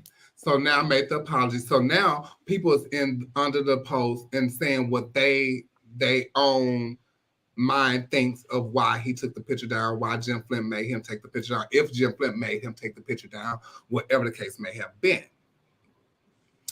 I don't think he should have taken it down. There were many pictures that have been posted of farmers during their reign showing not genitalia, but like naked pictures. This one was posted during his reign as Mr. Continental. Look at the date. Let me take that. Hold on. But y'all forget he was fucking Ginger Grant. Wait, just hold on a second. So yeah, he got deported too. There goes favoritism. Am I correct? Is it racist? I see, and I hate to throw the racism stuff up in there because bitch, he's a Latin man, you know. Okay, he's so a man of color, so you can't say it's that. But no, you can say it because it's a difference between a man of color and a black man of color. It's a difference, and I need people. I need you to be woke. I need everybody to be woke to know it's a difference. We're gonna use Bob Taylor terms. It's you gotta be woke. Yeah. So it's a difference. Bob, it's definitely a difference. Okay, and see, and also Dame, and even if he didn't if he wasn't told to take the picture down, black people, when you paying for stuff, and if you said they didn't pay for the picture, stop being so. You can't tell me what to do with what I did. Stop being so apologetic to other people. That's exactly. If you pay for it, this is my money. No, I wouldn't apologize. I wouldn't. I wouldn't have either. Especially with a body like that. First of all, everywhere I go, somebody will be putting me out. If I had this motherfucking body, I'd be sitting up in Chili's eating motherfucking egg rolls and margaritas naked, just like this. If I had this motherfucking body, I would drive. Police would pull me over. I step out the car. Yes, I would be butt. That's the best unicorn I've ever seen in my life. I hate that black people are so apologetic. Black people want to apologize. Black people want to be a part of something. Fuck those people. I know, but we don't get the grace everybody else get. So, you know, sometimes I think he feel like he was doing the right thing, but hey, I'm not trying to be disrespectful to the system. I work too hard. Go ahead, that man, that same man is probably paying $100 or $200 to suck somebody else's dick. First of all, I feel more than that. Jasmina just said something. He values the title. He values the photo. He values his title over photo. I get it. I don't. So okay, I had a conversation with a particular person that was under the post saying, "Why y'all get off this post saying he shouldn't have done that? He's been respectful to his promoter. He's doing this for his title. So okay, do you respect your dignity?" Or that promoter? Do you stand up for yourself, or just fall for anything? I'm not doing it, especially if I pay my money for it. Okay, granted, you don't want that there, I take that off. But I'm gonna post my picture without your emblem and all of that kind of stuff like that because I paid for that. I worked on this. Period. Every day. That's just like me. If I was to ever get the perky titties, the abs, the small pack, and the hips and body, and this, that, other, I'm gonna be it, and you gonna let me be it. You gonna let me celebrate it. You gonna let me celebrate this melanin skin? Because this is mine. I don't ask you to do what you do with yours. But you gonna let me do what I want to do with mine. And the thing is, and then on top of that, you call me sexy. You play on me like that. You think Jim wants something to dig? Yeah. I don't know what Jim wants, but you can't tell me he don't look at that man. Look at that he looks good. Yes, he do. I do. Well, the thing is, and this is what Mr. supposed to be about. Am I lying? You're right. This is what we want to see as a people. That's what I like to see. That man is fine, and body look good, and we can't wait for him to come out around that corner in swimsuit every year.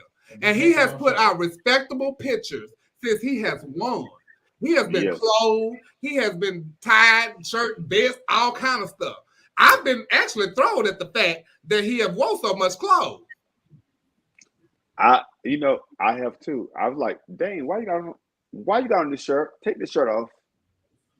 But, like you in the office. But you know what? The thing is, Dame is a really nice person.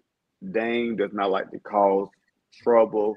So I can understand Dame's position because I've known Dame for damn near over 20 years. And he's just a real chill guy. But on the other hand, Jim and these other people, I see y'all. Well, then Jim came back and said that he told him he didn't have to take it down. Or why is he even apologizing? Because he don't even have an issue with it. And I know Jim wouldn't have an issue with it because, you know what you know. Yeah, and that's a good part of it. But maybe somebody said something to him. Maybe so we need to figure out who the person is. But then pulled out so many loaf of bread, titties and shit. Somebody said something, and somebody said something to make him feel some type of way because he wouldn't have done that. I think and we don't know who it was, but somebody said it. Stop being so motherfucking apologetic. This your reign. You went down there and you won these folks motherfucking at Pageant. They don't ask y'all to approve no motherfucking picture. You can drop what you want to. Stand on your shit. Repost your motherfucking picture. Repost. That's okay. G. Scott said, move this my computer. I feel like the picture itself was amazing, but when you put the Continental logo on it, it represents Continental as a whole, which gives others the opportunity to formulate their own opinion regarding the Continental brand. What? Exactly. But they have swimsuits. So only thing that's missing is the swimsuit. So had he put the logo right there and had on a swimsuit, would that have made a bit of difference? Right. I think he should have had his dick exposed and put the trophy to the side. Had they had Facebook in the 90s when these girls was Continental and showing all their mug shots and arrest for prostitution and on the corner of prostitution, it would be a different story. Because it's a lot of girls who didn't live the right life as Mr. Continental. Well, they used to say the Baton Lounge where the rich man came and got them some pussy anyway.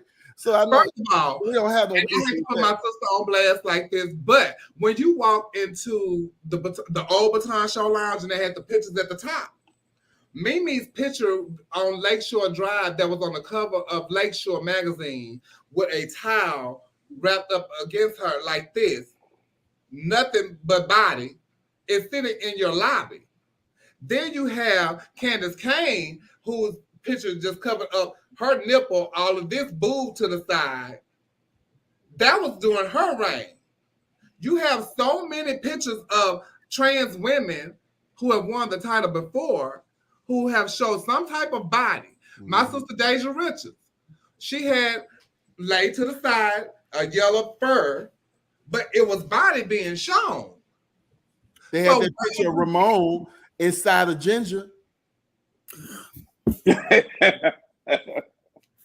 Y'all know what? I don't know what the problem is, but whatever it is, I think Dame should post his picture. Repost his picture. Yes. Repost your picture, get your life, and let us enjoy it. If not, make me a video and just send it to me, bitch. I enjoy that. How you doing?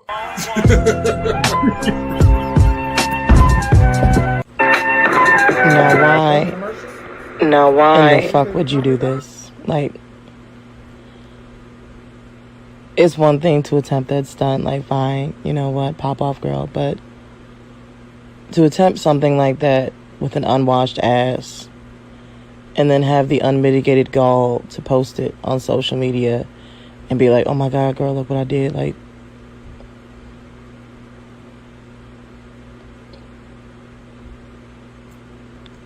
we are truly in the end times. Can you bless me with something? Oh, gosh. Money-wise. Please. Can you suck it? What? I was doing that. This dude asked me was I a tranny. I almost died. He's like, are you a real girl or are you a tranny? I said, what you say? He said, no, I was the motion, the movements and shit. Damn, so now I move like a girl supposed to move. I'm a tranny. I look like a tranny. God damn. So what I did was I went on and pretended like I was a tranny that day and did a little taste test to see what the fuck happened. And boy, oh boy, ladies, can we do it again? When a nigga try to holler at me, I'm gonna tell him I'm a tranny and I'm gonna be on live. Watch this. Did you eat that Frosty? Huh? Who ate it? You don't know. I think you ate it. You didn't eat that Frosty? Who ate it?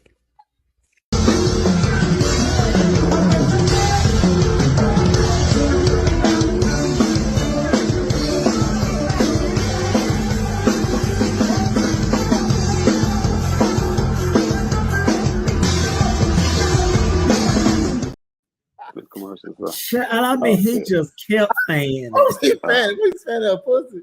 I mean, he just kept fanning. But you were moved though. She said right there. Maybe she thought he was trying to fan her. And hold his nose and shit like he about to throw up. You said that, and you even went down like this, like, my God. Yeah, but ooh, I like the song. Ow! I'm trying to think, because y'all gonna send me something. I don't know what. Somebody, let me see. Chevelle, are you going to Continental Plus next weekend? I'm not. I'll be there. Because I'll be in Minneapolis, and it wasn't gonna be worth me going in on that Monday, having to come home on Tuesday, drive to that. It was a lot. I was looking on, so I gotta go. I can't. Yeah. Coco, you'll be there reporting. Yes, I will. Yeah, she'll be there. Oh, Coco going to the pageant? Yeah. Why is Coco going? She wanna go and try to pass. Oh my God. And I need her to look. I need her to be on her point, on her judge, and take pictures. And she's gonna be our point of view correspondent. I will. Roger Garner's birthday was on April 3rd. Happy birthday, Roger. He's viewer of our point of view. Happy birthday, Roger. Happy birthday, Roger. Gardner. I'm sorry, Doctor. Okay, legendary Peanut. That part. Happy birthday, Judge. Happy birthday. Okay. Happy birthday. Cheers. Okay, you're Aries. Ooh. Y'all Tokyo Tony with them eyebrows and stuff, child. Baby, she said I'm a trainer. She having fun as a trans woman, but we can't stop them from killing her. Oh, you know. It's a mess. What? It is fun. What's so sad is like the guy Kurt from Dallas who passed. I'm like, he's like gives so much money and like do so many things for like the community in Dallas. Mm-hmm. So when you said that made me think of Kurt. Shout out to the people in Dallas and stuff. Kirk Myers, he's the founder and president of Abounding Prosperity in Dallas, Texas. He is the owner of Southern Pride Dallas. He holds a lot of events. He does a lot of things for the community. He does a lot of things for a lot of trans women who have gotten killed in the community. So he does a lot for the community. They found him dead in his office building on that evening. There's not there are rumors of different things or whatever, but there's not a known fact of what happened to him. But my condolences to his family and all of Dallas, Texas, and the people that he have touched. His family members, he has kids. I think Amanda Davenport is one of his friends. One of my really good friends, Neiman, works for him. He's done a lot of things for the community in Dallas. So an amazing man. Yeah. Yeah, and he just got married, if I'm not mistaken, last year. Beautiful wedding. Beautiful wedding in the hood. I mean, he had a wedding that should have been on Bravo or something. It really was one of those type of weddings, right? Everybody was getting ready for. Even Tommy was there. I saw, bitch. Was that? They was getting ready for the wedding, child. It was like a Candy Bird's wedding. Ooh. So what? Well, probably less cheap though. It wasn't like a Candy Birds. It wasn't like Candy Birds way. It was like a little more grand than that. Look, shit. Coco saying, "Oh, I think it's a little more cheap than that." I said, "Oh, I died." Yeah, Candace probably was. Cheap. Candace was more cheap for sure. Yeah, she found a way. I guess we gonna touch on a couple of topics. Y'all got something to do because we are at our capacity right now. We are almost. Almost spring break. Baby, you better switch that here. We continue to say goodbye to don't we care. know. We continue to say goodbye to people we know and love. We might raise an important question. Do you think we as a community place an emphasis on having insurance and taking care of our health? Do we talk to our friends about regular checkups and getting lab work done? For me, I do. I do myself, and I talk to my friends about what I'm going through personally. I talk to my friends. I'm gonna say that. You know, my regular people who I talk to on a regular every day. You know, I let them know what's going on with me. I even talk to them about them. You know, I stress a lot about blood pressure in our community as and I've been getting that a lot from my friends lately who come to find out their blood pressure has been high, and I stay on them about it, you know, because my mom always told me that high blood pressure is a silent killer. Yeah. I always stress to my friends, you know, I went to the doctor today, girl, my blood pressure was this, then. Okay, so we're gonna continue to like monitor that, and I need you to monitor that. And I had one of my godchildren came over to the house, and I said, I'm gonna check your blood pressure. Girl, what? I was like, yeah, because you told me your blood pressure sign is this is like the 4th or 5th time you have told me that, and you have not told me that you have gotten on some type of blood pressure regimen. So I talk to my my kids and stuff like that and friends about health and insurance and stuff like that. Because when I went to my health scare with diverticulitis and didn't have the proper insurance, but I got it after the fact, and I was able to get it after the fact. But had I had it before the fact, I probably wouldn't have had to go through that. You know, and that's one thing that Coco works in. You know, she works in insurance and getting people insurance coverage and stuff like that. Affordable. That's afford. That's good for you. You know what I'm saying? So, how do y'all handle that, Trent? Do you talk to your friends and people about insurance and stuff? I don't tell their ass shit. Oh my God. That's some shit they mammy should have told them. They fucking no, I'm just playing. No. Damn it. No, we do talk about that though. We do talk about what we want and to have done in death, and all of that stuff. But those are conversations that, like, people so busy trying to be Instagram famous. They so busy trying to put on to that's all that controls their mind. You know what I'm saying? Or trying to be that girl and all of that shit, right? But we got to spend some time because it's not that expensive to insure yourself, even just to have enough to bury yourself. Ain't nobody got to get rich off of you, you know what I'm saying? But you can't take away the stress of your family having to bed to put you away nicely, you know what I'm saying? Or, you know, whether we want to talk about it or not, young, old, fat, skinny, everybody got to die, and we need to figure out what it is we need to do to ensure that we're put away well, that our affairs are in order, that we have a will, that we have, even how we want to be put away. Because a lot of times, and I understand a lot of times in the trans community, like sometimes family who never accepted your transition be wanting to put you away as a boy. You know what I'm saying? So you get to control all of that if you put this stuff in writing and get with a close friend or a close confidant to help carry out your wishes or something like that. So you just got to make sure you're prepared. Everybody feel like they're prepared for living, but nobody's prepared to die. And we all have to do it no matter what, And what do you think, Dominique?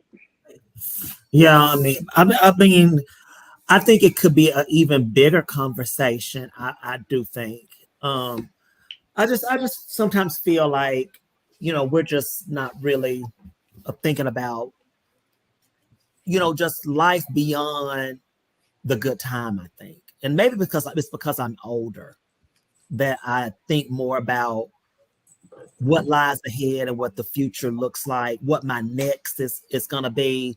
For the longest I've been thinking, I was just saying, okay, what's gonna be my next? What am I gonna be doing in the next 5 years? And so, Tuesday I quit all my shows because I want to do my next. I want to prepare for what's the next chapter for me. And I just want to perform every now and then if I want to, but there's just so much more I want to accomplish.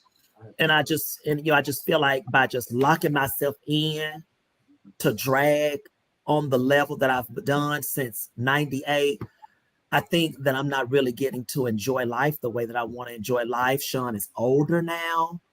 And, I don't want these memories to be, every weekend you was getting ready for some show instead of us going somewhere, doing something fun.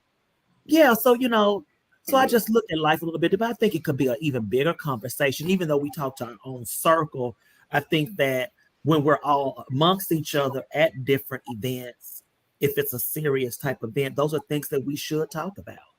Even at these gay pride events, why are we not? I'm not saying that all people don't, or all events don't, but why are we not registering people to vote? Why are we not having insurance people there to, say, hey, do you have insurance? Let's talk about that. I just think that it just needs to be more that we can do for ourselves because we have some, pretty much, and I think that, but it just what? So for me as an adult, I feel like if I'm at a particular age,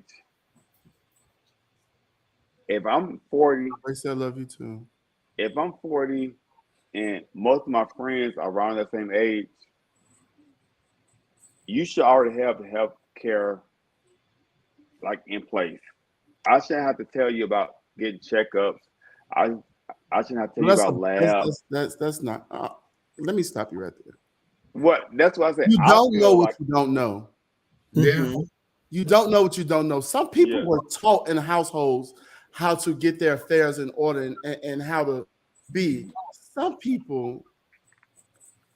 Well, if I'm 40 and my friends, I'm not going to tell you about your health care and shit in my 40s. But I'm not. It's not about like telling you to do it. It's like having just like conversation. You know what I'm saying? And like talking about different stuff, especially like what we're going through now as a community and what they're trying to take away from us. So it's like just having normal conversation and about politics. Because once you're talking about politics, that goes into play about your health care. So you want me to call you and be like, oh, Chevelle, I'm going to get my physical exam tomorrow. When you get yours? When you get your No, not so much that, but like say like you're out at brunch with some friends and you just be like, you just bring you on the phone. While you're sipping, you just bring. It's not like, what's your blood pressure, girl? It's not that. But sometimes you have people that you're just hanging out with. You be like, girl, girl Shirley just died, and she couldn't even pay you for know her what, funeral. Dominique? Do you got insurance? Dominique, Stuff just come up. I always bring up Right, Mr. D. blood pressure at brunch. I always bring up blood pressure at brunch. But No, let's that's not what we're let's take the brunch. Let's take the brunch out. Let's take the brunch. You're Say, taking it somewhere I'm different. talking to one of my kids. Okay, say me, you talking to one of your children, and he goes to the doctor, and he tell you, I went to have my checkup today, and child, my blood pressure was 187 over 2 something. Ooh, he did all this money. Yeah, that's what I'm saying. Yeah. I'm saying that because that's the conversation that I would have with my kids when they say, "Oh, I went to the doctor today. Oh, and my blood pressure was really high, and it was such and such over this, that, and the third." And I say, "Okay." So my conversation to them is, "So what did you do? What did they say? And what did they do? And how did they go about that? And what was next after that? So when is your next appointment? And are they going to put you on blood pressure medicine? Did they admit you? All of that kind of stuff like that, because I've been through that." So I'm going to ask these questions. And no matter how old you are, you learn every day something new. And you definitely right, because I'm speaking from experience, and I'm telling y'all that everything I love that I have. I'm 48 years old. You look good, girl. And I talk to my children who are younger than me, and some of them are over 35. And one of them, particularly in the 3 of them in the last month a month or 2, have talked to me about their blood pressure. Mm-hmm. I have been on 4 or 5 different blood pressure medications. My blood pressure now has been the best it has ever been. Mm-hmm. Ever. That's good. And that's one thing that I always monitor. You can't tell me, if my mama told me something and a doctor told me something, I'm going to hold that to the Holy Grail. That's a fact. Mm-hmm. Yeah. And let me tell you something. I just talked to a guy that was 29 the other day who just had a stroke. Told me that he didn't believe nothing like that could even happen. Thank you. He's young. He's small. He's not big. He said he didn't even know nothing like that could happen to you. Because you don't think you can. Because we all think certain things are for a certain demographic. Like that's for old people. That's for gay people. That's for this. No one is exempt. No one is exempt from anything. So you have to have these pivotal conversations, because let me tell you something. I always say this with people. You just don't know what you don't know. It ought to be simple. It ought to be so simple to go to check on yourself. It ought to be, but what's simple for you ain't simple for someone else. So sometimes you got to lead the pack, especially with your close friend group or anybody that you can talk to and have a conversation with. You might save a life just having that conversation. Right, Martin, especially after COVID. And and it's something that we talk about. We talk about PrEP and PEP on the show. We talk about that a lot. Me, for one, I've never been on no PrEP. I've never been on no PEP or nothing like that. But I did and it's so funny how it just came up. And I don't know if it was because I was getting older or whatever, and I don't have a significant one. But I do know that I am sexually active. So I was supposed to have a doctor's appointment this past Friday. It was Friday, but because I was in LA, so I had to reschedule. But when I go back to the doctor, I'm going to ask them to and I speak on self play all the time, bitch. I don't do nothing without a condom. But you never know, the slip ups or whatever, what they doing. So, I said to myself, I'm going to talk to my doctor about, doing that for me. You know what I'm saying? Even though I know I take the proper precautions, but my precautions is not enough. Because my child Q he just posted this past week, this very week, he just found out he got high cholesterol. See? And he in his 30s. That's great. And then I found out just check up on these things. Like I'm taking medicine for vitamin D because they say I don't have enough vitamin D. I thought I was getting a lot of it. I get so much vitamin D. Okay, I thought I was getting a lot, but I guess I ain't getting a lot. It's not overload. It's the overload. I'm just I am. Baby, I'm 48 years old, and I'm telling you, ain't nothing, bitch. I'm gonna tell you what I am, and if you don't like it, you don't like it. I don't give a fuck. I'm not fucking you yet. I know that's right. You know what I'm saying? So no, child, please. We see a lot of posts about I am mentally not okay. I am not well at all. I am in a dark space, and so many and so forth. People comment, you need to go see somebody. Please get help. They were pro therapy. A few weeks ago, Trent mentioned that a popular male entertainer should seek professional help. Everyone got mad. So is therapy good for everybody but your favorite? No, therapy. Okay, so therapy is good for everyone. I love going to see a therapist, but it's good for everyone, and everyone should go see a therapist at least. Well, I go see one like 5 times a year, but you should see one like according to how many times you think. But the person that Trent was talking about should go see one like once a month or every other week. Dominique, what you think? Well, I mean, it's just that we need to get over this stigma that there's something shameful about getting therapy. And because sometimes you can just through therapy. When I first started to transition, of course, the law that you had to see a therapist before you could get on hormones and stuff like that. But I think it was you only had to do it for 3 months or whatever. But as I was going through that, so much other stuff started to reveal itself. And so then I ended up seeing her for like 4 years because I did not realize all of the things that I was programmed to believe about myself that was really affecting my day-to-day life. I never realized how I would pick certain types of people, or I would deny myself certain things because I felt like I didn't deserve anything better. But that was something that I developed as a kid. And had I never gone through therapy, I never would have realized that I was self-sabotaging my own life. Wow. So sometimes, you need to re-meet yourself. You need to introduce yourself to yourself again. Yep. And I think it's good for even if you feel you're okay. Yep. Sometimes it may just be good to just go and talk to somebody, and a door may open to something that you never even realized was a thing. Because it's a fact. What you think, Trent? How you feel about therapy? Well, you know how I feel about therapy. I think it is of the essence for us to do it. But let me tell you what we have done. Like I always say, people, we have put a negative connotation on the ideal of having any kind of therapy because people think that it means that something is wrong with you. It doesn't mean that all the time, but something is fucking wrong with us because these minds run daily. They run daily for so many hours a day. We trying to figure out life. We trying to figure out everything we want to do ourselves. We go through all of this shit, right? But we never take our shit in for service.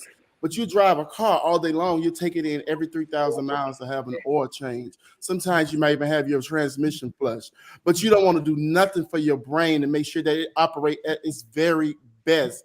Because when your mind is fucked up, the body follows. If you're feeling dark and depressed, your body follows that. But if you feel rejuvenated, you feel like that you can go a little further, your body follows that. So people need to take the negative connotation off the ideal of having therapy. It should be a detriment that we all seek some kind of counsel so that we can be better for the next day. We don't know it all. We face different obstacles every single day. We run into shit that we don't even realize, like Dominique said. Why are we picking the same kind of friends, the same kind of boyfriends, the same kind of thing? And we keep going through our life year after year doing the same old shit that brings us all of this trauma and shit, and we never find a way to fix it. Take your brain in and get a fucking oil change on that motherfucker so that it's smoother for the next 3,000 miles. You understand? Now you said a That's mouthful. true. That's so true. It's so funny because right before you said oil change, Coco said sometimes we need an oil change. Right before you said it, sometimes she said sometimes we need an oil change. Yes. And then it's so true. You know, somebody said on here that, you know, what we do here is therapy for them. You know, but therapy for me, and even when I went through the post tragedy, and Angelica went through therapy, and it was offered to us to go. I didn't think that I needed it, so I didn't go. But she went, and it opened up a lot of doors for her. But in talking about the tragedy, and talking about other things that happened in my life to my people and my friends. And I was actually talking to a young man that I was doing a project on, and we started from like my adolescence years all the way up until probably 2018. So that was like my therapy then, and it opened up a lot of doors. And before my dad passed, I had to call him and tell him a lot of stuff that was laying heavy on my heart, because I talked to this guy about stuff that I was going through in my life. So it's not about going to an actual therapist, but it's also going to somebody that's not going to be biased and that's just going to sit and let you vent and listen. And because once you put stuff out, you get to the realization of what it was. Sometimes, you know, it's not once you tell the story and you put it out there, you say, "Oh, fuck, okay, now I get it. I didn't get it like that at first." Mm-hmm. But once I'm telling this story and how it actually happened, and not what you believe in your head, you kind of get it, you know? So it's not about actually paying somebody to go to therapy, which is a great thing. But sometimes you do have people that can actually sit and talk and listen and hear me. Don't listen to me. I need you to listen, and I need you to hear me. Absolutely. And do the work. Because you can listen to me and it can go right out that way. Yeah. Absolutely. But I need you to listen to me. I need you to hear me and hear what I'm saying to you. Yeah. And this is how I feel. I'm not asking you how you feel or what your expectations of it is. This is what I feel. Yeah. These are my feelings. And I need to let these out. And I need you to hear them. And that release is beautiful. I'm gonna tell you. It really is. You think busting a motherfucking nut is something? Release that motherfucking trauma you've been through and that pain. And all that. Release that shit. Oh my goodness. Wow. Like that one you busted all over my face last night. Yeah. Johnny refused to clean it off her face. She said, "I'm gonna keep it on all night." In the name of Jesus. Yeah. Yes. Oh my goodness. I know how to make a smile, man. It's really interesting though, because we haven't done it so much here in the past several months.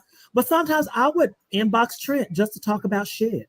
Yeah. About shit I was feeling. And we would inbox for almost an hour and a half, just talking about stuff we were feeling. Yeah. And for me, that was releasing. That was very therapeutic for me. Like I said, we haven't done it in a long time. But yeah, I would inbox him. He'd probably be like, "Why is this bitch inboxing me again?" But I would about real life stuff. About real life stuff. I would inbox him and just say, "What do you think about this?" Yeah. And then we would just start talking. Yeah. You know, people inbox me a lot of times, and then we would go back and forth about things. And that's why I'm kind of transparent about a lot of stuff that goes on in my life, because you never know what somebody else is going through in their life, and they can't voice it to anybody. Yeah. You know, once you put it out there, I can reach out to that person and talk to them about it, but I can't talk to this person about it. So, you know, and it's good, you know, and I actually love it, because it makes me know that what I'm doing and what I'm putting out. Because sometimes I'll be thinking, oh, child, you letting out a little too much. But then I'll be like, once I get an inbox, I'll be like, oh, well, it's helping somebody. Always. So Never forget that. Always. It's helping somebody. Never forget that. Always. So we appreciate y'all watching the show, and like someone said, it's their therapy for them. So we appreciate that. Terry, go back to Terry's comments. Somebody. Guys, all the easier said than done. If come out to someone that you're having issues, 7 times out of 10, that people are gonna deem you as cuckoo. And that's okay, because that means you got 3 more left out of that 10. You don't need everybody. You don't need everybody to understand. You don't need everybody. Damn right, Trent. Understand what it is you're going through and what you're feeling. See, we got to stop being afraid to be looked at as different or weird or everybody's situation. Just like white people don't feel like this woke thing. He can never understand it because he don't walk in it. And sometimes we can't understand what somebody else going through because we don't walk in it. The thing what's his name? Bob Taylor. The thing we do is we got to stop being afraid to even feel like something is wrong with us. Like if I'm having a fucked up day, I need to be able to say that. I'm having a fucked up day today, but you got to think positive thoughts too. You got to say, well, it won't always be this way. You know what I'm saying? It's not gonna always be this way. It's gonna get better. One thing I tell myself all the time, no matter what I'm going through, is one thing: it won't always be like this.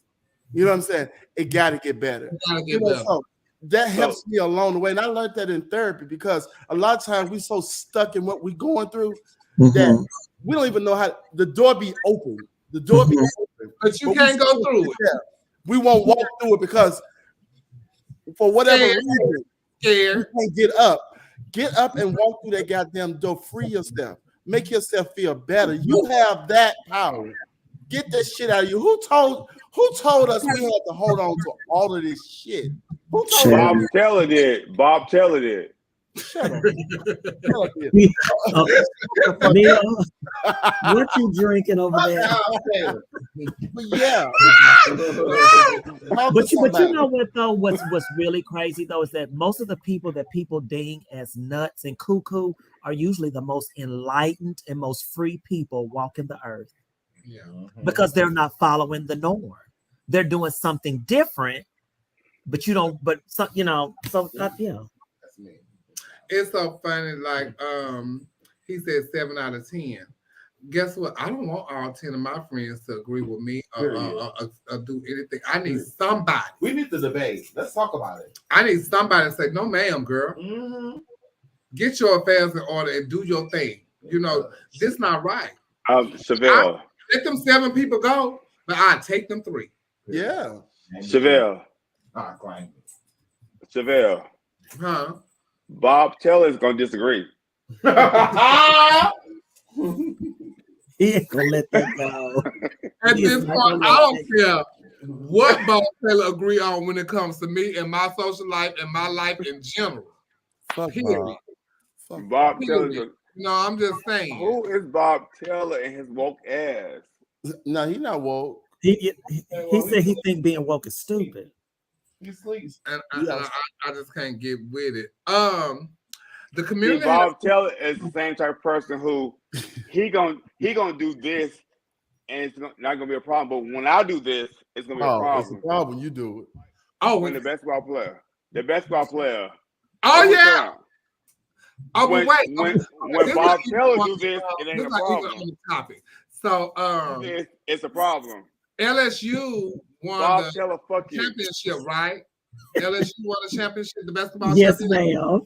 And Iowa was their competition, right? That's correct. So Jill Biden, the winner always goes to the White House. Yes. But Jill Biden felt like, oh, Iowa played such a good game. So everybody should go. That's not fair. That's not fair, Jill. That's not right. Jill. Don't break the rules, Jill. We're going to have to tap you on your shoulder, Jill. But the thing is, Caitlin Clark did this first. She was like that she shouldn't go to the White House because she was a runner-up. She didn't win. So She even said, But that's how no White privilege House. works. And if anybody ever seen privilege at its best and don't realize how it works, that's how it worked. Because I have to work so hard to beat you. Then when I beat you, my win ain't good enough. So you'll still bring my runner up. That's just like if I go win the biggest pageant ever, you send my first run up on every fucking booking with me. No, this bitch didn't win. I won. That's this right. is my time. But because Caitlyn Jenner, is it Caitlyn Jenner? No, it was not Caitlyn Jenner. Caitlyn Jenner. She did something too, though. She did something too. She did something too. But it wasn't her. It was not Caitlyn Jenner. It wasn't her this time, no. Yes. Yes. Caitlyn Jenner. My bad, Caitlyn. Oh my God. Baby. They're gonna log off Trent. Hey, Mulan. Get it, Kate. Oh my God. But look, y'all, I gotta be up at 4. Yeah, I gotta was be about to out say there the with- same thing. I gotta got be work in the and I want to run my mouth tonight. But I if gotta I do tell y'all, something. everything is like I said, everything is not for the white privilege, and y'all think it is, and everything's supposed to be okay. Jill, you thought you could get you a pass by that? No, girl, you not. No, ma'am. You just cause we know you. No, girl. Girl, oh, Chevelle, I gotta send you a video of this. No, not that. Tell you. I'm gonna be saying Bob. What's his name? Bob Taylor. I'm gonna be saying it Oh, next you are 5 weeks. fixated on I'm gonna be Bob. saying Hey, yo. next 10 weeks. Bob Taylor. Bob Tayller. Okay, Trent has to Bob go. Taylor. Bye, Trent. Chevelle, look here. Look at this woman. Look how she was acting when the black girl was giving the white girl a taste of her own medicine. Hold on, I gotta find you though. Hold on, I'm gonna send you this video. Girl, Thank you, Paula. Paula, I already had it, but I love it though. Just a shout out to Paula. Paula, I know that Paula. I'm just saying, Jill. Chevelle. You get it, Chevelle. Girl, look how she's acting, girl. I got it. What you say, Neil? If Dominique and Trent gotta go to sleep and we can make some more money doing this live, I don't mind being on live. Come on, spring break. And I can talk about Bob Taylor all night long. I can talk about Bob Taylor all night long. Wait, Dominique, what was she mad about? Girl, she was at the game and she was crying because the black girl was doing that stuff to the She wasn't woke. Y'all look at this.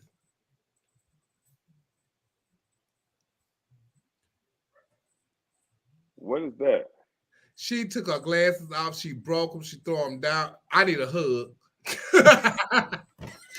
Girl, are y'all serious? Girl, Well, her name should be Beck. Is that Lauren Avondo? Good. I love y'all, and I will see y'all next week. No, stay woke, Dominique. Stay, Okay, Dominique. so Dominique. I need you to stay woke. Okay, sis. I need you to stay woke. I need you to stay woke. I need you to stay woke. Okay. Don't run when they get to calling the folks out. Don't run. Don't run, girl. If they call them out, you stand up. Like my say, stand up. Stand in it. Yes, ma'am. We're gonna stand up and we're gonna stand in it. If you want to call out Bob, he call him out. Stand up and stand in it. That wasn't Lauren Avondo. Baby, listen. Baby, them scores had come out. All I know is I'm dripping. Baby, them folks had said, okay, yeah, I'm dripping. What scores? Are you talking about the glamour scores? well, you brought up Lorna. I thought that's what you was talking about. Okay. Well, look, what should we make a national pageant? National. Or is it national because we say so? You should make a national pageant national because that, I don't know. They say it's national, it's national. I think you should have a certain amount of freedom. Well, first off, ain't none of this shit real like that for real. Y'all be around here talking about national But pageant. see, that's what you wrong on it. No. It's real in our community. It's definitely real in our community. It's fake. It's fake. It's like the ballroom scene. Okay. Because that's right. That way, if that's the case, you can say the ballroom scene is fake. Guess what? So all of that is fake. Santa Claus does not come on December 25th. Santa Claus is not real. It's not real. Santa Claus is not real. Neil, don't do that for the kids. See, no. But I think that some things is kind of like what you call it when it's overdone and it's all fake. It's all fake. It's all a hobby. It's all a hobby, like y'all say. You do this stuff for fun. Well, no, some people don't do it just for fun. But Neil is a promoter, but Neil never one time said that his pageant was a national pageant. Okay, fine. And that's fair. No, that's fair. So Neil not one time never said that his pageant was a national pageant. Mm-hmm. But some pageants. My pageant not national because I'm national. What makes it a pageant? But you being national has nothing to do with your pageant. It's not because and none of these other pages nationals either because y'all bitches, you can be continental and you have 14, 17 prelims at $250. And what you doing? No, I think that fee is much more than $250. Okay, but what you doing the rest of the year? You're doing nothing. You did say that, so. And right, Sasha Colby did say when she moved to LA and she was already Miss Continental, they didn't know who she was. She had to start from the bottom. Yeah, she did say that. You gotta start from the bottom because you're nobody. But even when I moved to Florida, people knew who I was, but it still didn't garner me any type of more bookings or anything like that because I was Miss US of A, I was Miss Continental, I was any of that. I did shows and some of the show races wouldn't even book me again because bitch, I fucking turned the show. Mm-hmm. And they felt intimidated. That's how I felt. That's why you never will book me because I can't understand if your audience like me, why am I not getting booked again? Well, all I can say is that when we get them 1099s, it's real. That part. We gotta pay them taxes for it. So it's but I can't get no 1099 if I don't make $600 over the over the price. I didn't charge you $600, but that RuPaul Drag Race girl did charge you 12 to 15, maybe 8. So if I gotta pay taxes on it, it's real. What's between the difference between a national and an international? I haven't seen anybody get booked outside the state. Damn, that's a fact, though. Wow, I never heard of that, but it's a show. One thing call that pageant international, and bitch, you ain't been outside of the United States. Okay. Why did is it Martell? That's Martell crazy ass. He dead ass serious. So how you international? It's all about a name. It's all about a name. I'm telling you, it's all about a name. But I can honestly say, when I went to Amsterdam, the girl asked me, "What you doing here?" I said, "I'm here on vacation." You Chevelle Brooks, right? I said, "Oh, you know me?" She said, "Oh, of course, Mom." I said, "Oh, come on, she international water." So I'm international. Okay, fine. That's how I found. Yeah, YouTube is a motherfucker. Yeah, I found YouTube. But when you Miss Georgia International, I don't know how that happened. Miss what? Georgia International. Sweetheart. Paris State. Paris State International. Sweetheart International. But you can't even get the booking in London. Or Texas. Or Oklahoma. Oh my God. Y'all. You from Mississippi. Now you said that. Or Tennessee. And I think I'm God and Goddess International, but I ain't got no booking on. Oh yeah. Good thing I am my own manager. Yeah. I'm looking for a manager. If you can give me some bookings and stuff, talk to me. Kristen said, "Don't do my family pageant." I'm just saying. This is going to be our last one for the night. As we approach Continental Easter weekend, last year everyone was accusing Jim Flynn of being a racist. Actually about a week or so ago, they were upset at him about the National Walk. They were upset about the reigning Mr. Continental promo picture. Will they still be there this weekend? I think. Wait, what happened last year where they said he was racist?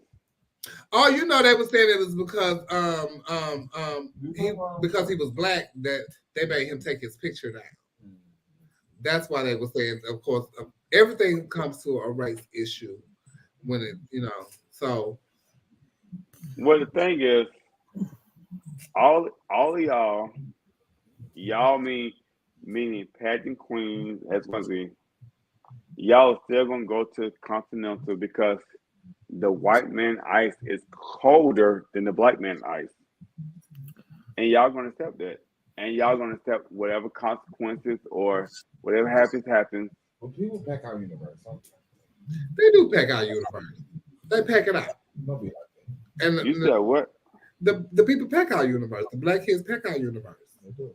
So they go. We're not talking about universe right now. We talk about Continental. I'm saying they support it, but then they also have their people that are going to compete for Continental, so they go and support them. And it's not about Jim Flynn. Yeah. Well, we talk about Jim with Continental right now. And that's what I'm saying. So you have people that are going to compete for Continental that you support. So you are going in support of those people. Mm-hmm. And that Jim, you are getting tickets to go. It's still about the support of those people. Of your people, yeah. Support. Because they're gonna have to go, or they're gonna go regardless if you're gonna support them or not. But it's good to have that support of your fan base to go there to support you. It's not about Jim Flynn.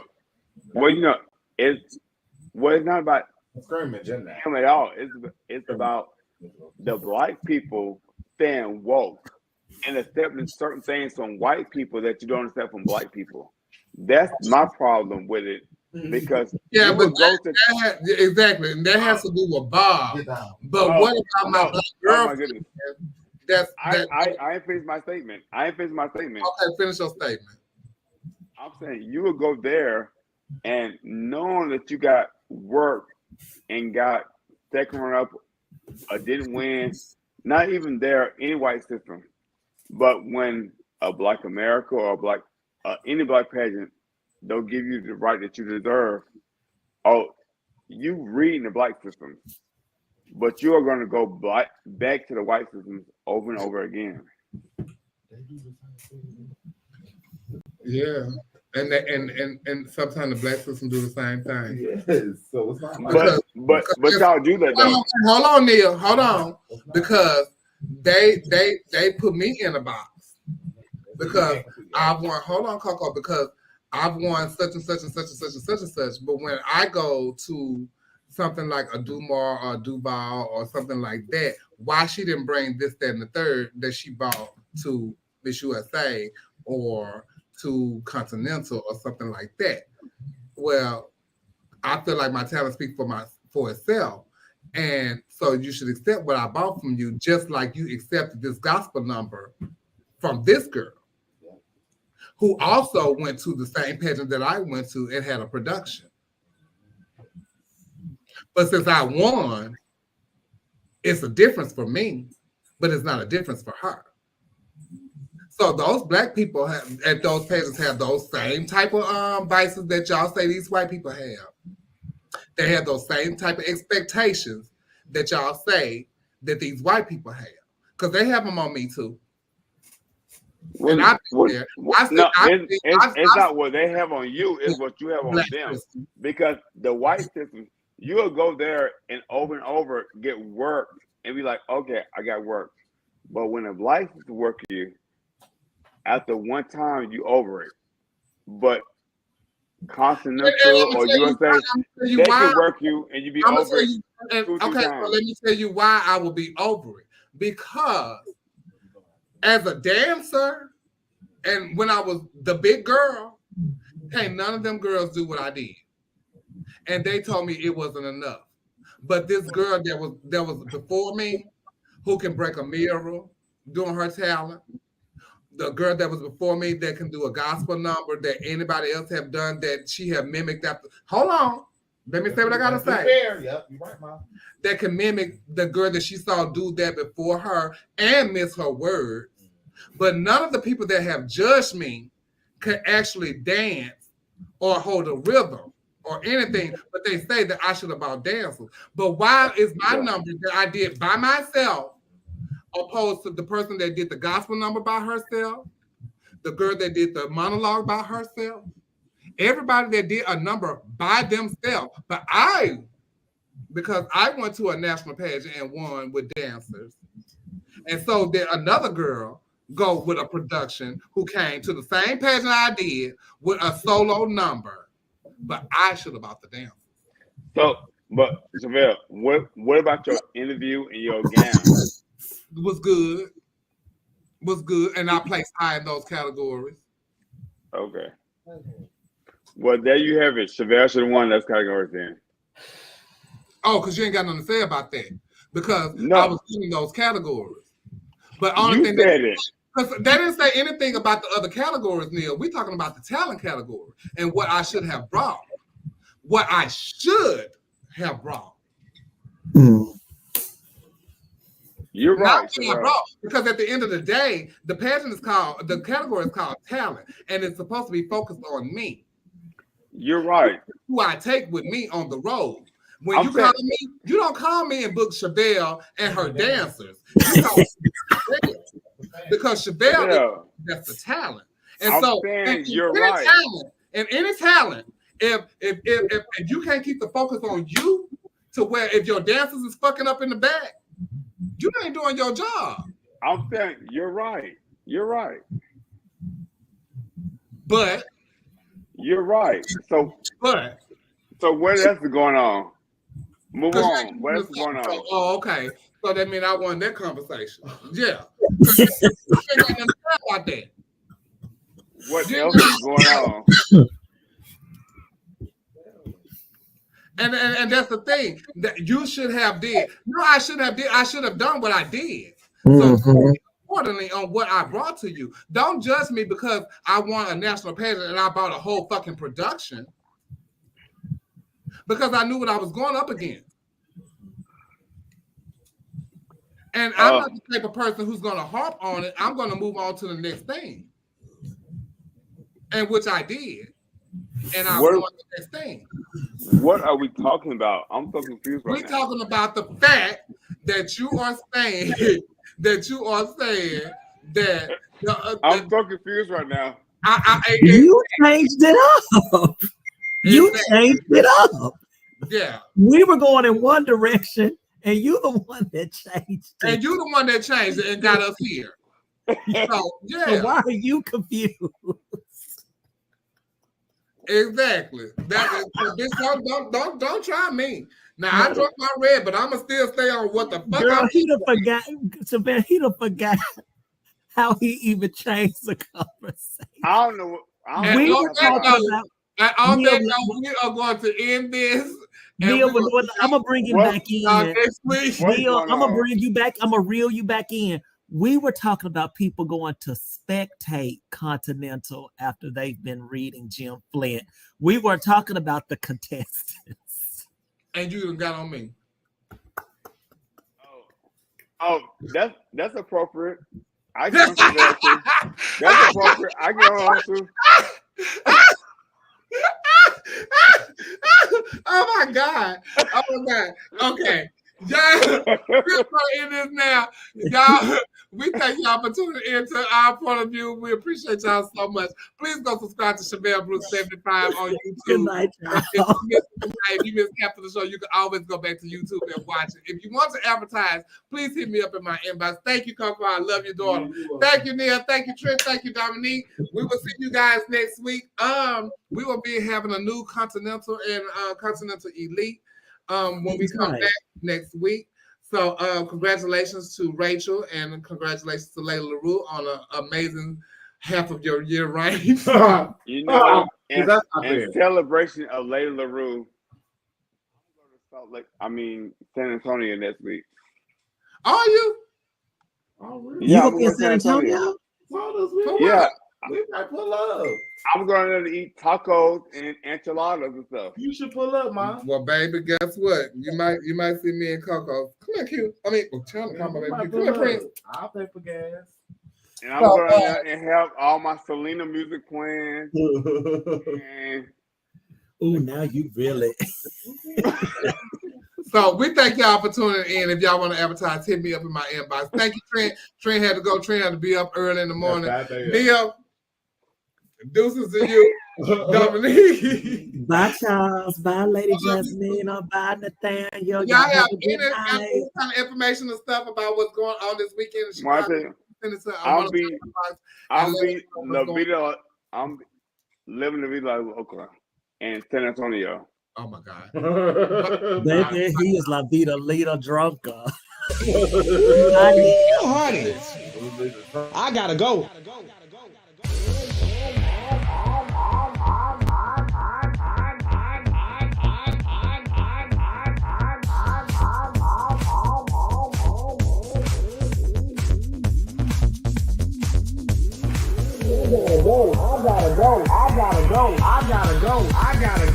gotta go. Yes, God, honey, they had tuned in, baby. I gotta go. I gotta go. I gotta go. I gotta go.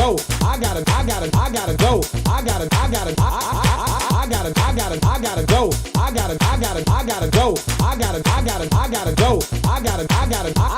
If I tell you the kids had came in and tuned in tonight, baby. Yes, they did, honey. I hope y'all got y'all juice, cause guess what, baby? I got mine. I can tell y'all one thing. Y'all better tune in next week, baby, for the next episode of the Boom Boom Show. I gotta go. Honey, I gotta go. Yes, God, honey, they had tuned in, baby. Baby. Ooh, honey. I gotta go. I gotta go. I gotta go. I gotta go. I gotta go. I gotta go. I gotta go. I gotta go. I gotta go. I gotta go.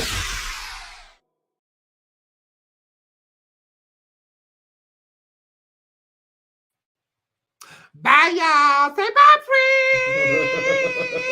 friends. Oh, we'll see y'all next week. Bye.